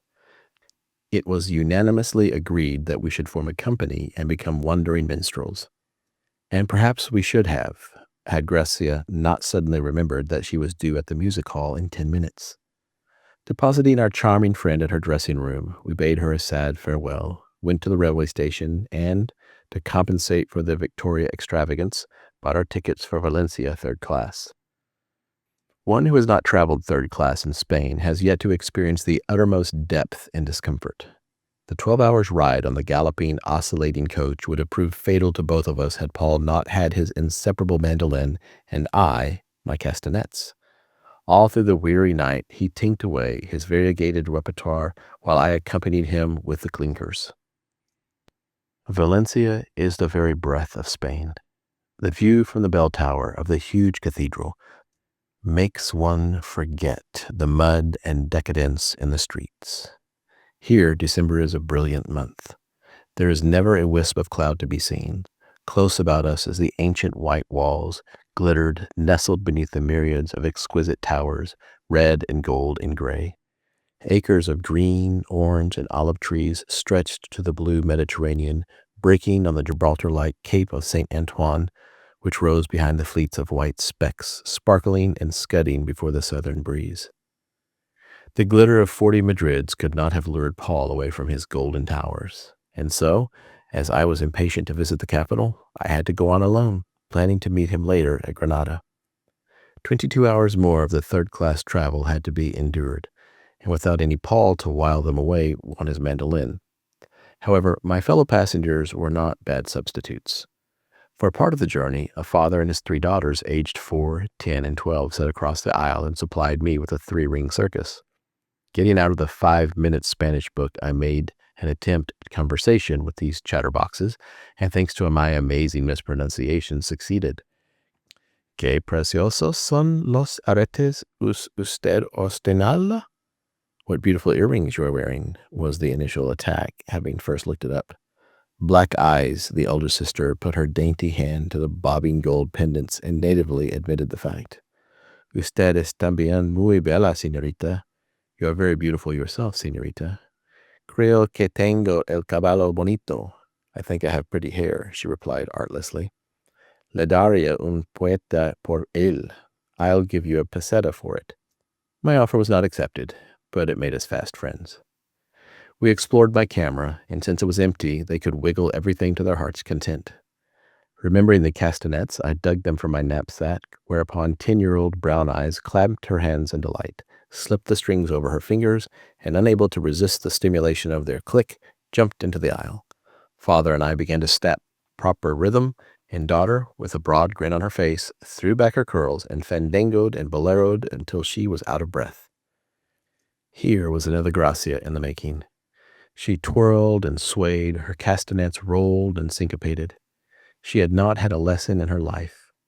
But what sense of rhythm she had not inherited from centuries of fandangoing forebears she had assimilated from 10 years of association. Such grace deserved recognition. I gave her the clickers, Gracia's clickers, and had the pleasure of seeing before me the happiest child in Spain. Adios, Princesita, I said to her as she led Butterball off the train at their station. Adios, Señor Americano. Then they disappeared across the platform.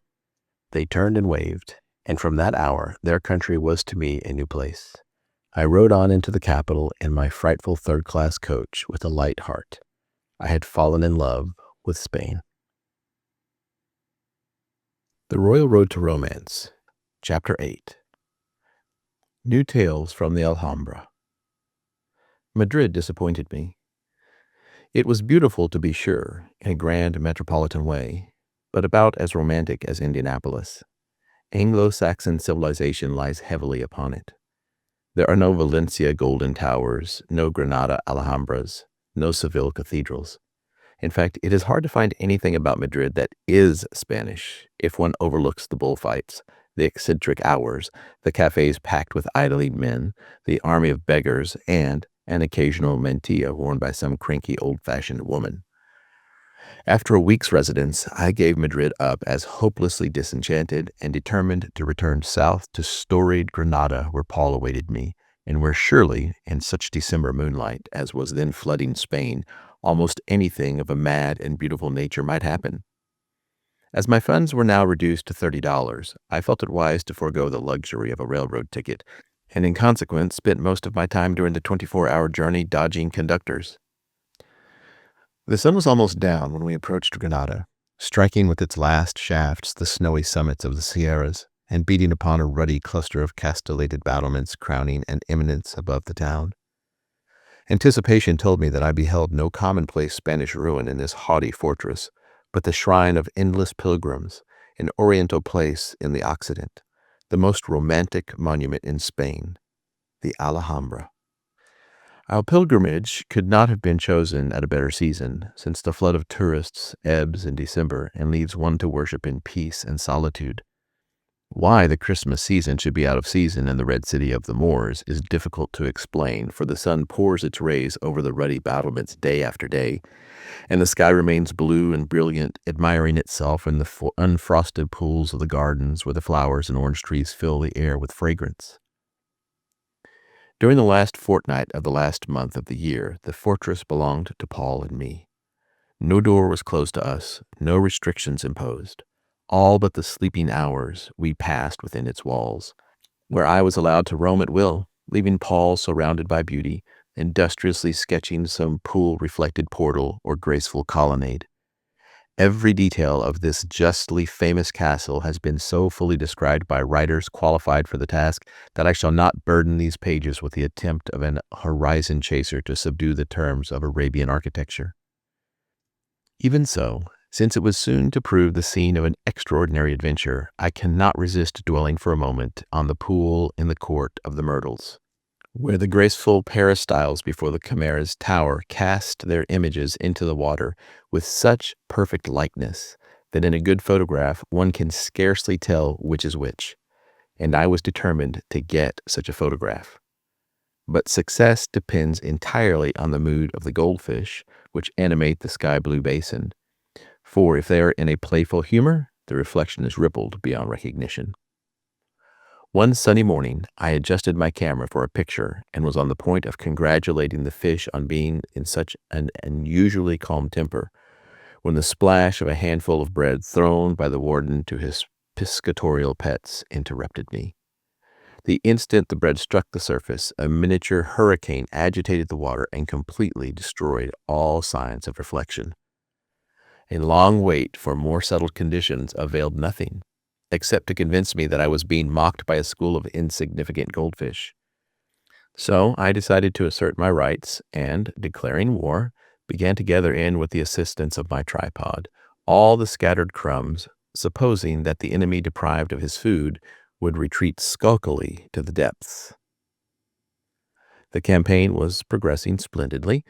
Only one more crumb remained, but it was so far away I had to seize a myrtle bush for support and lean out over the water. Ah, treacherous myrtle! Never again will you be trusted as an ally in wars with the goldfish. I placed confidence in you, poor weed, and you broke.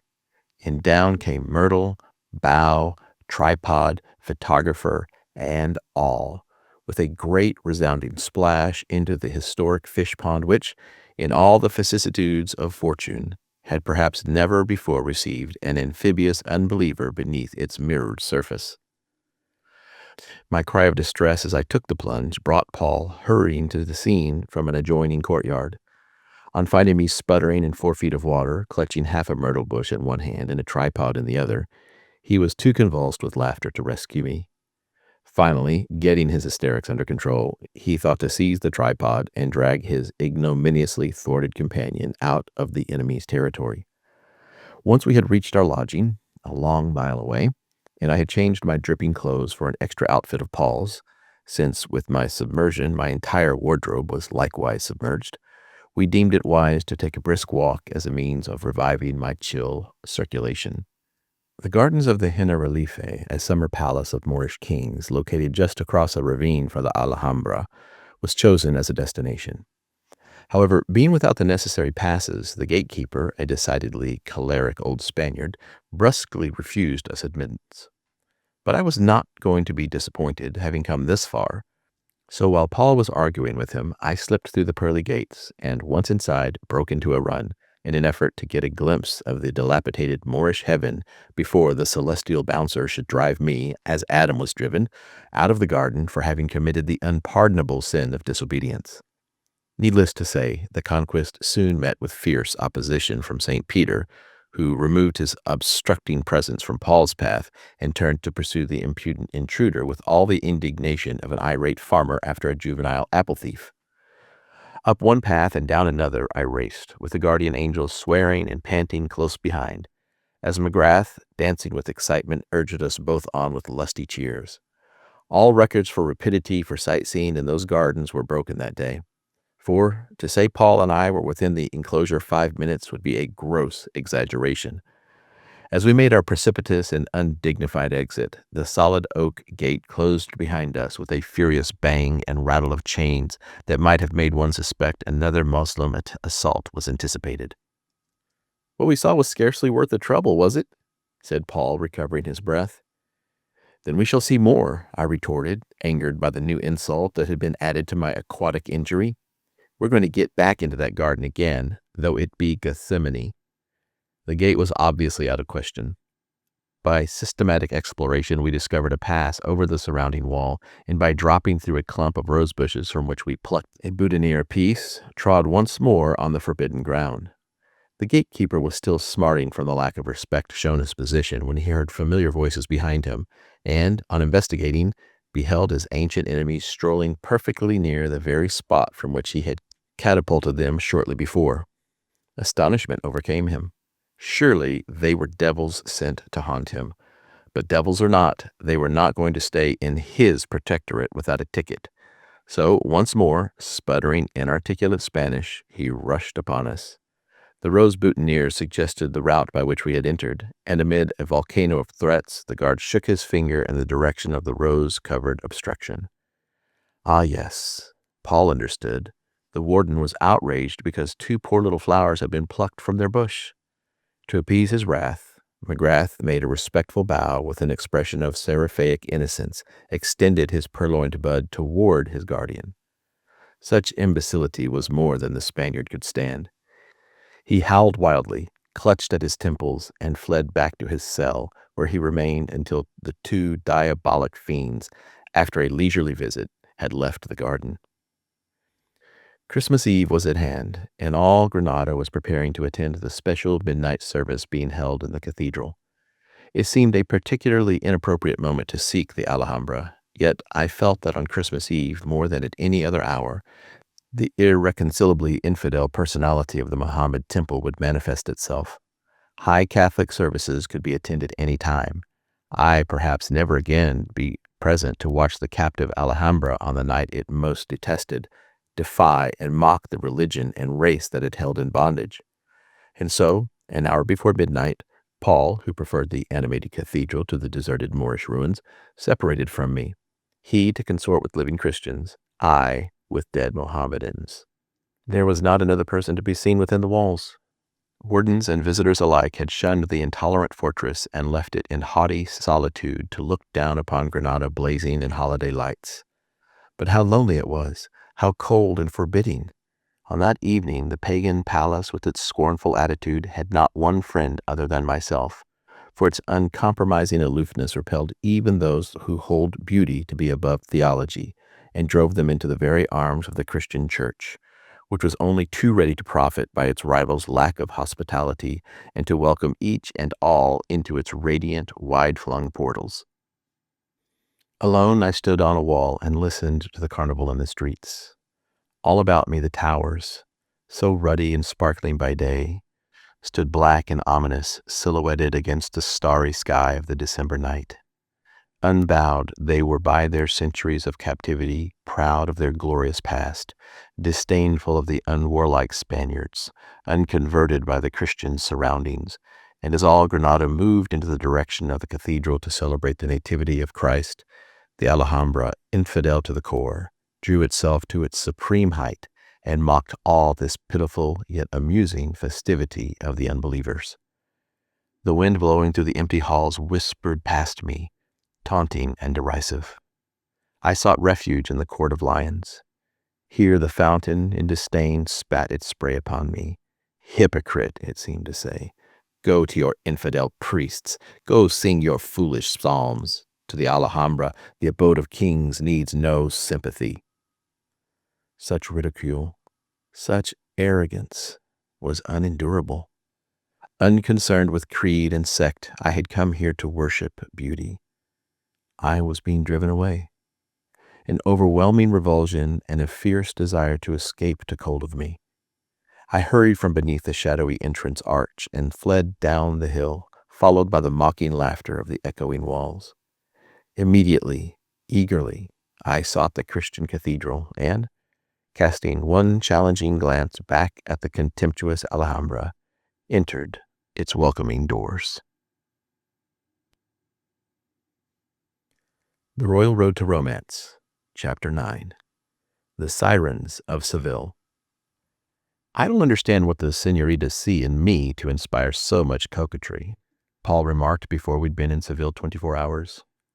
You, I exclaimed. What brazen egotism. It's I they smile at, cross-eyed one. As a matter of fact, both of us had been peered at from beneath secretive mantillas by more than one pair of exotic eyes whose shocking behavior somewhat surprised us, since no one could have been less conspicuous than we. In Barcelona and Granada, whenever we looked lonesomely at a heavily chaperoned maiden, we were usually met with glances as icy as soft brown eyes can give. And though it is true that sometimes the soft brown eyes looked first, it was from curiosity which might have been bestowed with equal significance on a pink and blue elephant or any other strange animal strolling about town. But in wanton Seville, there were glances that were unmistakably flirtatious. And this gave us the smug feeling that comes of being misogynist from preference rather than necessity. Our initial encounter with the Seville siren was on the third-class railroad coach en route to Granada a few days after Christmas. She first arrested our attention by laughing at us when we climbed into her compartment, loaded down with mandolins, cameras, sketching boxes, knapsacks, and Alfonso VIII, the friendless Heinz dog, 57 varieties, that had become attached to us in Granada and refused to be left behind. She was so exceedingly pretty, however, Paul and I both found it very easy to forgive her for this mockery of our impedimenta.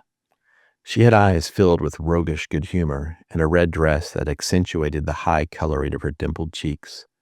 But her amusement soon changed into amiability as Paul extracted his mandolin and began to play a stirring Spanish song which set her toes to twitching and her curly head to bobbing. She finally smiled at him shamelessly right before my eyes, and by the time our destination was reached, she had demoralized him so completely with her flirtatious glances that he left my walking stick and his own cat behind in the coach as we dismounted with Alfonso VIII at the station. Of course, the brazen creature was only 5 years old, but she was typical just the same of her sex in Seville. The harvest of smiles continued to meet us every time we left our pension, until Paul's vanity became inflated to such a degree that he had the remark about not understanding what they saw in him to inspire coquetry.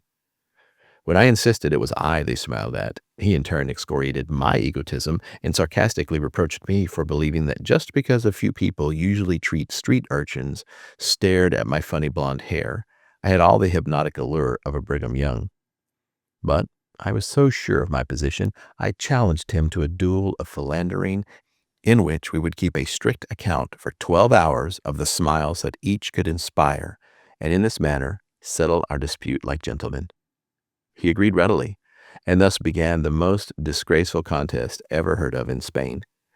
We had difficulty at first in determining rules for the game, and in deciding what constituted a foul, out of bounds, disqualification, and other limitations. A foul, we concluded, was a look of scorn in response to our smiles and should be heavily penalized, while an out of bounds was anyone over 40. Paul gained an initial victory by grinning pleasantly upon the hospitable proprietress of our lodging, who returned the greeting with equal friendliness. I contested the decision on the grounds that the lady in question was out of bounds, so to decide the argument, we asked her if she were over or under 40. I am 37, said the Signora, who naturally would not have admitted more. It was my inning next. When a comely young woman with a basket of bread under her arm passed on my side of the promenade, I beamed upon her like August sunshine, until, with a contemptuous toss of her head, she spurred my amiability. Paul chortled with laughter. Well, Romeo, you get penalized 1 point, making you to date 1 below 0. The succeeding encounter rallied my drooping spirits. Upon overtaking a veritable Spanish rose accompanied by her equally attractive mother, the daughter smiled at me, and the mother nodded a pleasant good morning to Paul. I insisted that the choice of the charming señorita was significant enough in itself to settle the affair decisively. But Paul was uncharitable, arguing, not without effectiveness, that the gracious mother, owing to her more mature mentality, had naturally chosen with greater intelligence than her impetuous daughter. Grudgingly, he agreed to call the incident a tie. The contest raged up one street and down another, in and out of cafes, even into the cathedral, continuing with increasing violence as night approached. It was not waged without numerous heated disagreements over the proper distribution of spoils, since it was not always easy to decide who was the beneficiary. We should have been arrested and would have been in any other city than Seville. Needless to say, Paul won the match with an overwhelming score. The final count showed 36 points for him and only 21 for me. But he minimized the glory for his victory. Good sport that he was, by attributing it to the fact that he was 5 years older than I and had had that much more time in which to acquire proficiency in the subtle art.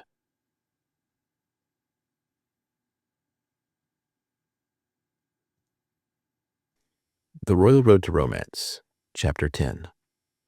The Jails of Gibraltar. Were this a guidebook, which it is not, or were it a travel book, which it is only incidentally, the author would state that anyone traveling in Spain who did not visit Gibraltar would miss the last word in interesting places. Because, among other things, it is a British colony, the headquarters of the 9th Army Corps, an important fortress, lies opposite Algeciras, is the seat of an archbishopric, has an indifferent harbor, and consists of Jurassic limestone overgrown with cactus and infested with monkeys. Strange to say, it was none of these intriguing facts that aroused my interest in the rock. I sought it for less prosaic reasons. When the road to romance crossed the Pyrenees, Gibraltar was its ultimate goal. Gibraltar, the ancients' pillar of Hercules, beyond which they dared not sail lest they come to the edge of the world and fall off. Gibraltar, the place where Tariq, the first Moorish chieftain, landed for the invasion of Spain, and the point from which the last of his race returned to Africa 700 years later. Gibraltar, the scene of 14 dramatic sieges dating from the Phoenician times to the Napoleonic Wars. Gibraltar, the Lion of Rock, the impregnable lord of the Mediterranean, the universal symbol of indomitability. Gibraltar, the romantic. For 3 days in Cadiz, whence we had come to recuperate from Seville, I poured its praises into Paul's ears. He heard none of it, so captivated was he by the once queenly city's decaying but still seductive architecture. Unable to restrain my impatience longer, I embarked alone on the Gibraltar boat, having first wrung from my stubborn companion a sacred promise to follow within a week's time.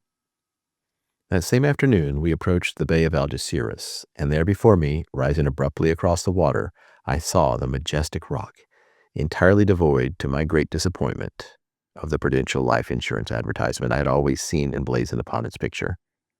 As I ferried across the bay just at twilight, what should arise serenely from behind the massive head of the lion but a full moon? Pale and mysterious, it seemed to roll for a few moments, caressingly along Gibraltar's ridge, and then gently take flight into the fading heavens. I began to wonder if here, in such moonlight, on one of the world's most dramatic stages, some delightfully indiscreet adventure was not awaiting me. Prophetic instinct whispered that there was.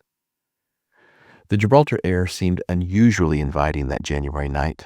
Having located inexpensive quarters on the top floor of a hotel obscure enough to satisfy my dwindling funds, I ate a late dinner and strolled out into Main Street, leaving my hat and topcoat behind. Not meaning to wander far away, I started climbing aimlessly along the drive that zigzags up the town side of the rock.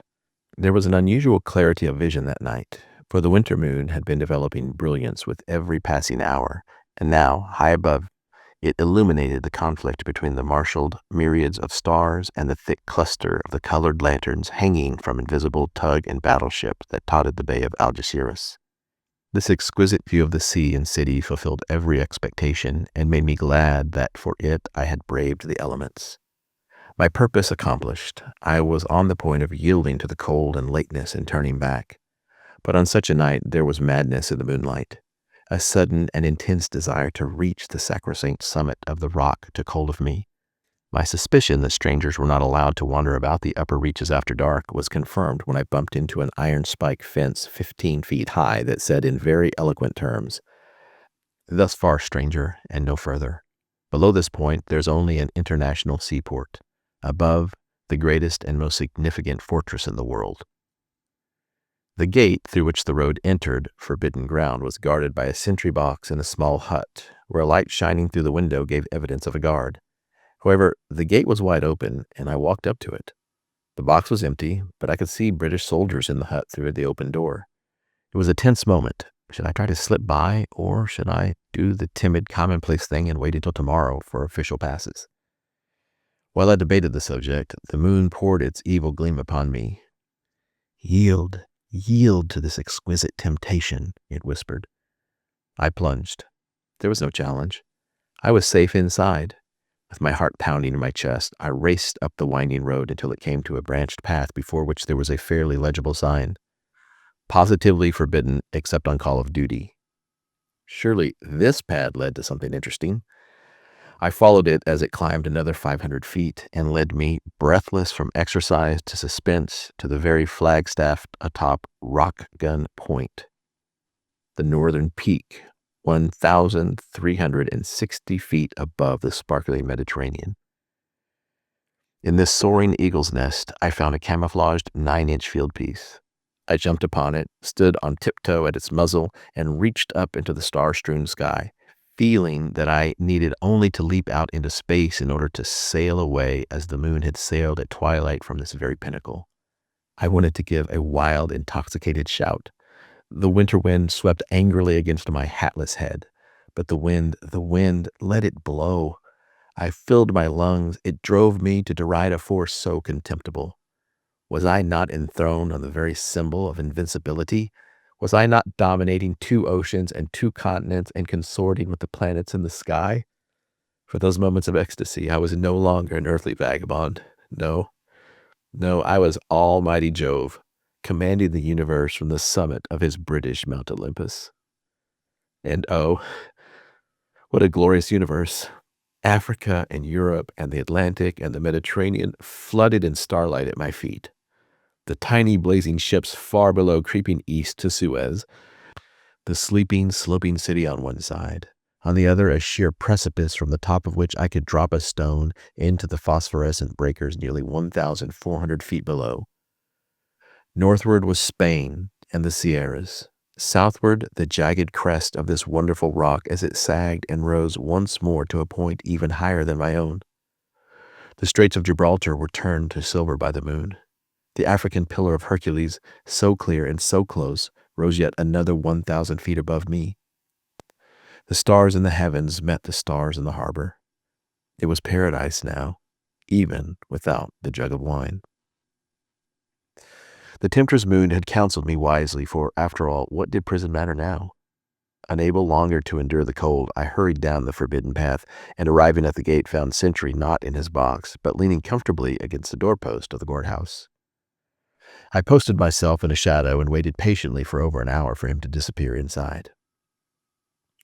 At last, about 2 o'clock, the unsuspicious soldier became restless, paced idly up and down, presently sauntered into his hut, giving me an opportunity to escape. Once more, I slipped stealthily through the gate, wide open, feeling sure at last of a fact long suspected, that I was the devil's pet protege. Next day, armed with a pass, I retraced my steps of the evening before, was duly halted at the gate, and after much signing, stamping, and checking, was allowed to visit the galleries with a military guide. "Is a stranger even allowed up here after the evening gun?" I asked my companion, still unable to fathom my experience from the previous evening. "Indeed not," was the emphatic reply. This is a fortress, you know, and the military authorities are very strict. It's a pity, too, for the view from Rockgun Point in the evening is wonderful." "It must be," I said noncommittally.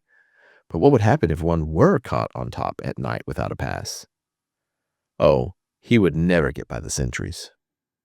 The wonderful pictures made by the views of land and ocean very quickly caught the eye of one as interested in photography as myself. And then there the germ of rebellion against the anti-camera law was born, a rebellion which led to an adventure such as few American visitors in Gibraltar have ever been so ill-starred as to experience. Of course, I knew that photography on the rock was rigorously forbidden. Nevertheless, I wanted illustrations for the story I meant to write about my midnight adventure, and as it was impossible to buy them, the only alternative was to take them with my own camera. Hidden in my raincoat pocket, it was a simple matter to smuggle the infernal machine past the sentries, dispense with the guide, and enter the galleries, where I took pictures to my heart's content. Finding St. George's Hall, hewn out of solid rock, deserted, I maneuvered for a time exposure and photographed whole rows of cannon.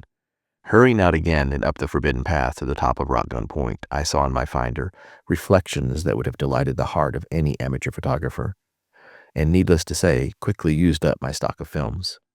The sentinel was wholly unaware.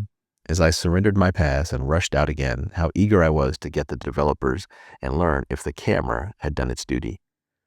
Long before the negatives were dry, I was back to inquire after their health, and found to my delight that all 18 were models of what photographs should be. Next morning, I went back for more pictures, but finding the sun obscured, abandoned photography for the moment and paid a visit to the signal station on the ridge. The officer in charge greeted me with the greatest hospitality, and over a cup of tea talked to me for an hour about the rock, its history, and its significance. As he escorted me to the door, I pointed to the harbor way below us, seen through a rift in the pine trees, and remarked what a fine photograph it would make. "Yes, it would," he replied, "but I fear it never will, for, as you know, photography above all things is forbidden. It is the unpardonable crime in Gibraltar, and heaven help the person caught at it." I turned a bit pale. I had a roll of photographed cannon in my pocket that very moment. How many successes are plunged into failure by not letting well enough alone? The weakling policy of "just one more" all but wrecked my quest for romance and all but led me to an inglorious end. With 30 splendid photographs taken from every possible point, I returned for just one more expedition. Climbing up to a position near the signal station, I was on point of opening my camera, saying to myself that after this picture I would pay my respects to the commander and bid him goodbye, when I looked up to find that the very gentleman standing about 30 feet behind me with a look of indignation on his face. "Young man," he said coldly, "I can understand how one who has been warned so repeatedly against the act you are committing could be so stupid as to commit it. I hope you will understand that it is my duty to arrest you." To deny that I had taken the picture would have been contemptible, and only half true, for others had been taken. So all I said, or could say, was, "Yes, sir, I understand." More curious and fearful of the consequences of my indiscretion, I descended the road unaccompanied, and, to my surprise, was not detained by the sentries. However, I suspected that this was only the calm before the storm. On reaching my lodgings, I thought the situation over and decided that if I met the charges in the straightforward way, the authorities might consider the affair of small importance and allow me to make the freight boat, which, sailing next day, was to take me to Marseille. Had I foreseen the harsh temper of the Gibraltar courts, I should not have been so optimistic. Photographs, I knew, would be demanded and my room searched. I could not deny having any pictures, for the proprietress of the shop was sure to be questioned. But only I knew of the 2 undeveloped rolls, and they could be secreted away without involving anyone. These, under the cover of darkness, were placed in the gutter which ran along the eaves near my window. The 18 negatives I left carelessly on the bureau. Not till the next morning did the inspectors call. They had delayed, thinking perhaps I might try to make a break for safety, thus compromising myself by being arrested at the military border attempting to escape with the pictures. But I was not so foolish. Without any preliminaries, they quietly seized all my belongings, including the suspicious negatives, and invited me to accompany them to the police station. Here I faced a very blustering but thick-witted chief whose mind had already been made up for him by the excited military authorities that I was a German spy and that my United States passport, 2 Marine passports, 2 seamen's discharge papers were all forgeries made in Berlin. As a trap, one of the English officers addressed me in German, assuming, I suppose, that in my surprise I would forget my role and lapse into my native tongue. The officer, stumbling and blundering, asked me to tell him that in the same language how I got the passport. So I did, floundering even more awkwardly than the officer, until our conversation became burlesque and the entire court broke down a roar of laughter because everyone knew that no German on earth could have spoken his language as badly as I. I answered the 1,000 foolish questions that were asked and made every effort to clarify my case, sticking to all the truth except that I did not mention the 2 rolls in my hotel gutter. Naturally, I said nothing about the midnight expedition through the open gate to Rockgun Point, for fear the shock would be too much for the officers and the court-martial too much for the accommodating sentry. They sent me up before the judge that afternoon at 6. When I heard the military representatives begin to describe me as an arch spy and suspicious character who traveled with only one small brown knapsack, I began to get alarmed. The prosecution asked for a 4-day postponement of the trial. The judge granted it, and I, realizing that my social calendar was blasted, was led away to jail in the old Moorish keep. The warden was ordered to take every precaution in guarding the prisoner. While harmless looking, was really very dangerous. My clothes were minutely searched. I was weighed, numbered, and conducted to a 6x6 cell, lavishly furnished with a mattress of the Queen Anne period in one corner, and a tomato packing box, Louis XIV, in the other. A guard brought me 2 semi-washed sheets and tossed them at me. "Go to bed. Lights out in 10 minutes, he said curtly as he walked away. "But wait a minute, guard," I called after him through the bars. "I've had no lunch and no dinner. How do you expect me to live till my trial?" "Oh, you'll get food tomorrow," he said consolingly. Next morning before daybreak, an electric bell woke me with such suddenness that at first, unable to comprehend what I was doing in the cell, I began to wonder if I'd lost my mind and murdered someone. In a moment, the much less interesting truth dawned. Presently, an inspector came into my apartment and nearly expired when he found it was still disheveled. "The maid is out this morning, so you'll have to tidy your own bed," he said with withering sarcasm. "But I do not know how this prison wishes it done," I truthfully replied. "This prison? How many prisons are you acquainted with?" "Oh, many." "What for?" Realizing I was on a downward path, I decided to make a good story of it, confess to really interesting crimes. Train robberies and bigamy. From that moment, his respect for me was profound. However, that did not keep him from ordering me to do so many disagreeable things that I finally went to the warden with my indignation. "I have been found guilty of no crime, no sentence has been passed on me. I'm merely here in your keeping until found guilty or innocent, and I refuse to be treated as a convict." My harangue had instant effect. "You are quite right, my boy. You will not have to work till you come back after your next trial." This was rather an ominous statement. Before breakfast, about 30 of us were lined up and made to walk for half an hour about the circle path of the courtyard.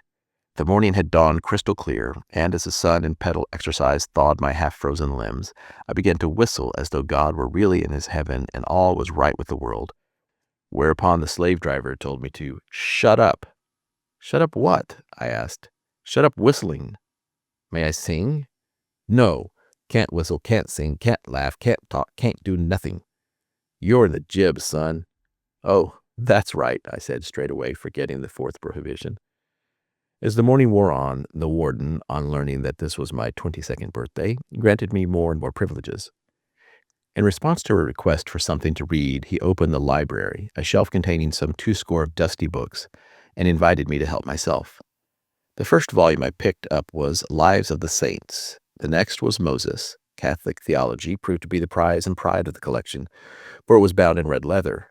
There were nearly a dozen Bibles in both English and Spanish, and had there been an essay on excommunication or transubstantiation, the library would have been the most perfect illustration of inexcusable stupidity ever perpetuated against a prison full of helpless convicts.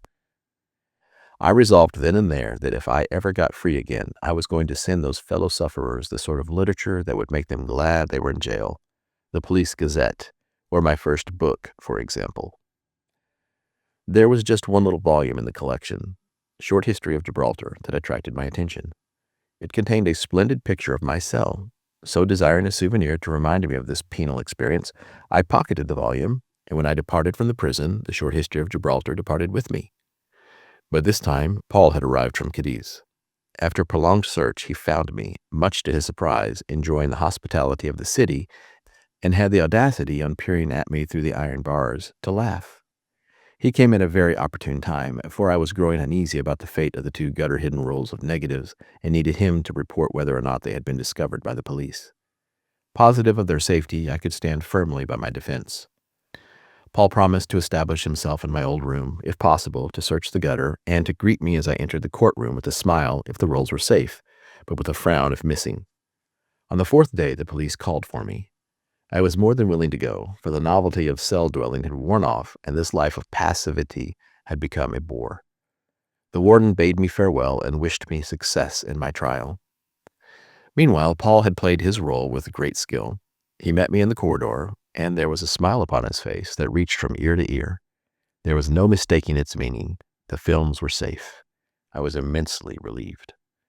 After much swearing on all sides to tell all and nothing but the truth, the trial began with a rehearsal of facts by the military authorities, who accused me of magical powers because I had slipped past their infallible sentries with my camera, of designs against the safety of their fortress, as my pictures of the fortifications, which had so cleverly seized all but the rolls hidden in the gutter, showed, of being an insidious character in general because a small brown knapsack was my only luggage.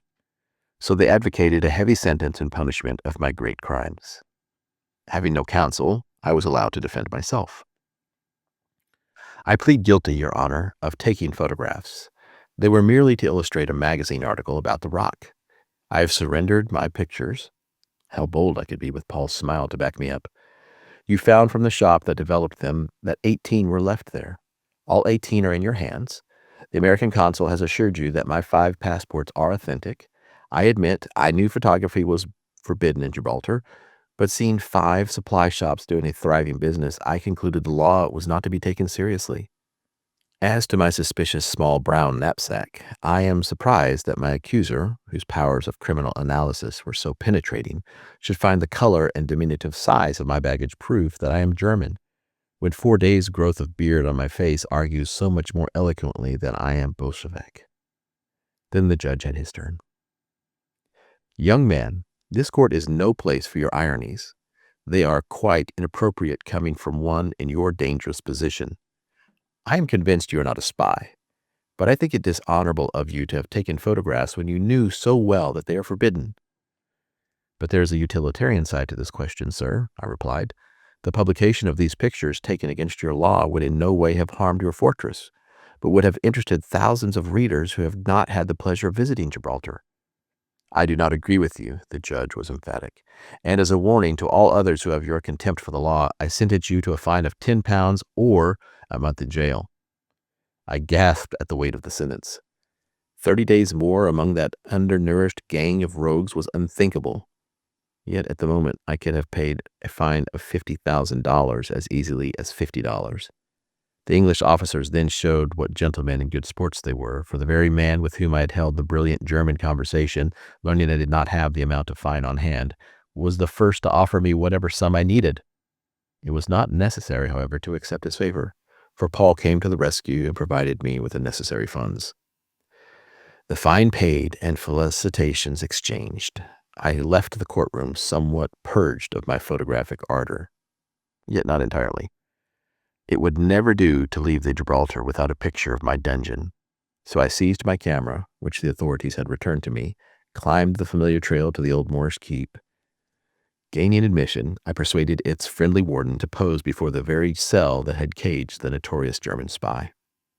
"You'll come to a bad end yet, young man, unless you throw away that camera," he admonished paternally.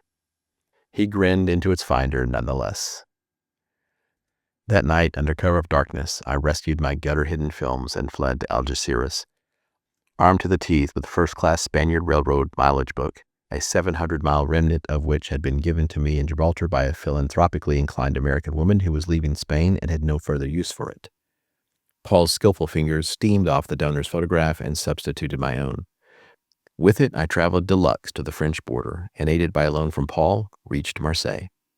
Shortly after, I sat in a cafe, smiling triumphantly over the copy of a letter I had sent to the Gibraltar military censor.